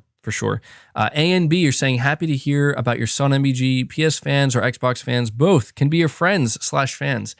You have grown a lot over the last 1 to 2 years. You be you. Well, thank you so much, man. Thank you so much. Truthfully speaking, it's in my nature to lean more towards pessimism and negativity. And, it's somewhat cathartic for me. And I think it helps me out on the channel here to try to not just constantly lean in on that. So, yeah. But all right, guys, that's going to do it for episode 92 of Press X Podcast. I have to say that I did not mean for this podcast, at least the first hour of it. I don't know why. There has to be like a pre-cast or something because... I'm sorry, JD TV. I'm sorry, man. I will try. You have to remind me, bro. I know you've been trying to remind me. I'll do my best to talk about Battlefield sometime soon. Okay. I don't have any more time left. I do have to go.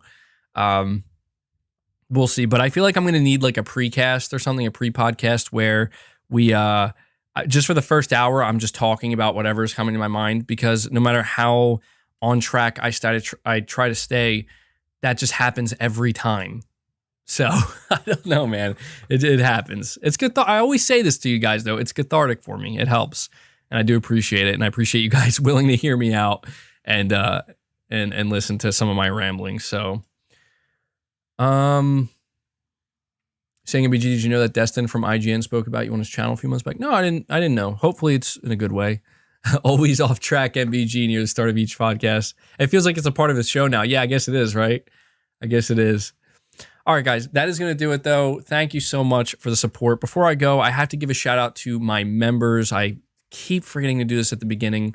We have the Play Has No Limits Plus tier. Big shout out to Junior Jackson, Josh Z, Agile Ice 24, Skin Tight Salmon, PlayStation Pete, RU46, N2 Ray, iSiler 18, Whiskey Gaming, Chlorian A, Chris B, Anthony Ramos, Hidden Leaf, Tutaka. Then we have Play Has No Limits, Rune Gasoden, Black Waifus, Ryan Butcher, John Renzi, Adrian D, AWS Ashers, and Arcan Blitzer, Ivanoa Kachofel, Space Gambler Jr., AJ Saeed, JD TV, Sir Speaks a Lot, Ashurti Faye, Big Norman 0518, Shaky Shako, Tyson Webb 509, Black Manta 1989, Sane JT, Brandon Chad Perez, and Adrian Lupton. Thank you guys so much. And for anybody who is a member or a new member that, subscribed this month, don't worry, you will be in every shout out and in every credits roll for the month of February and however long you remain a member.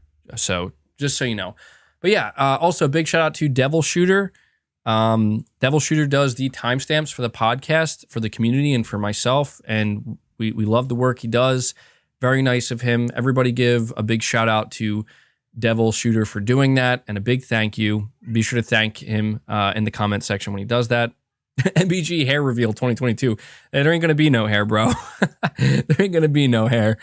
But all right, guys, that does it. I'm going to go enjoy the rest of my Sunday, and I hope you guys enjoy the rest of your Sunday as well. But until the next podcast episode, guys, take care.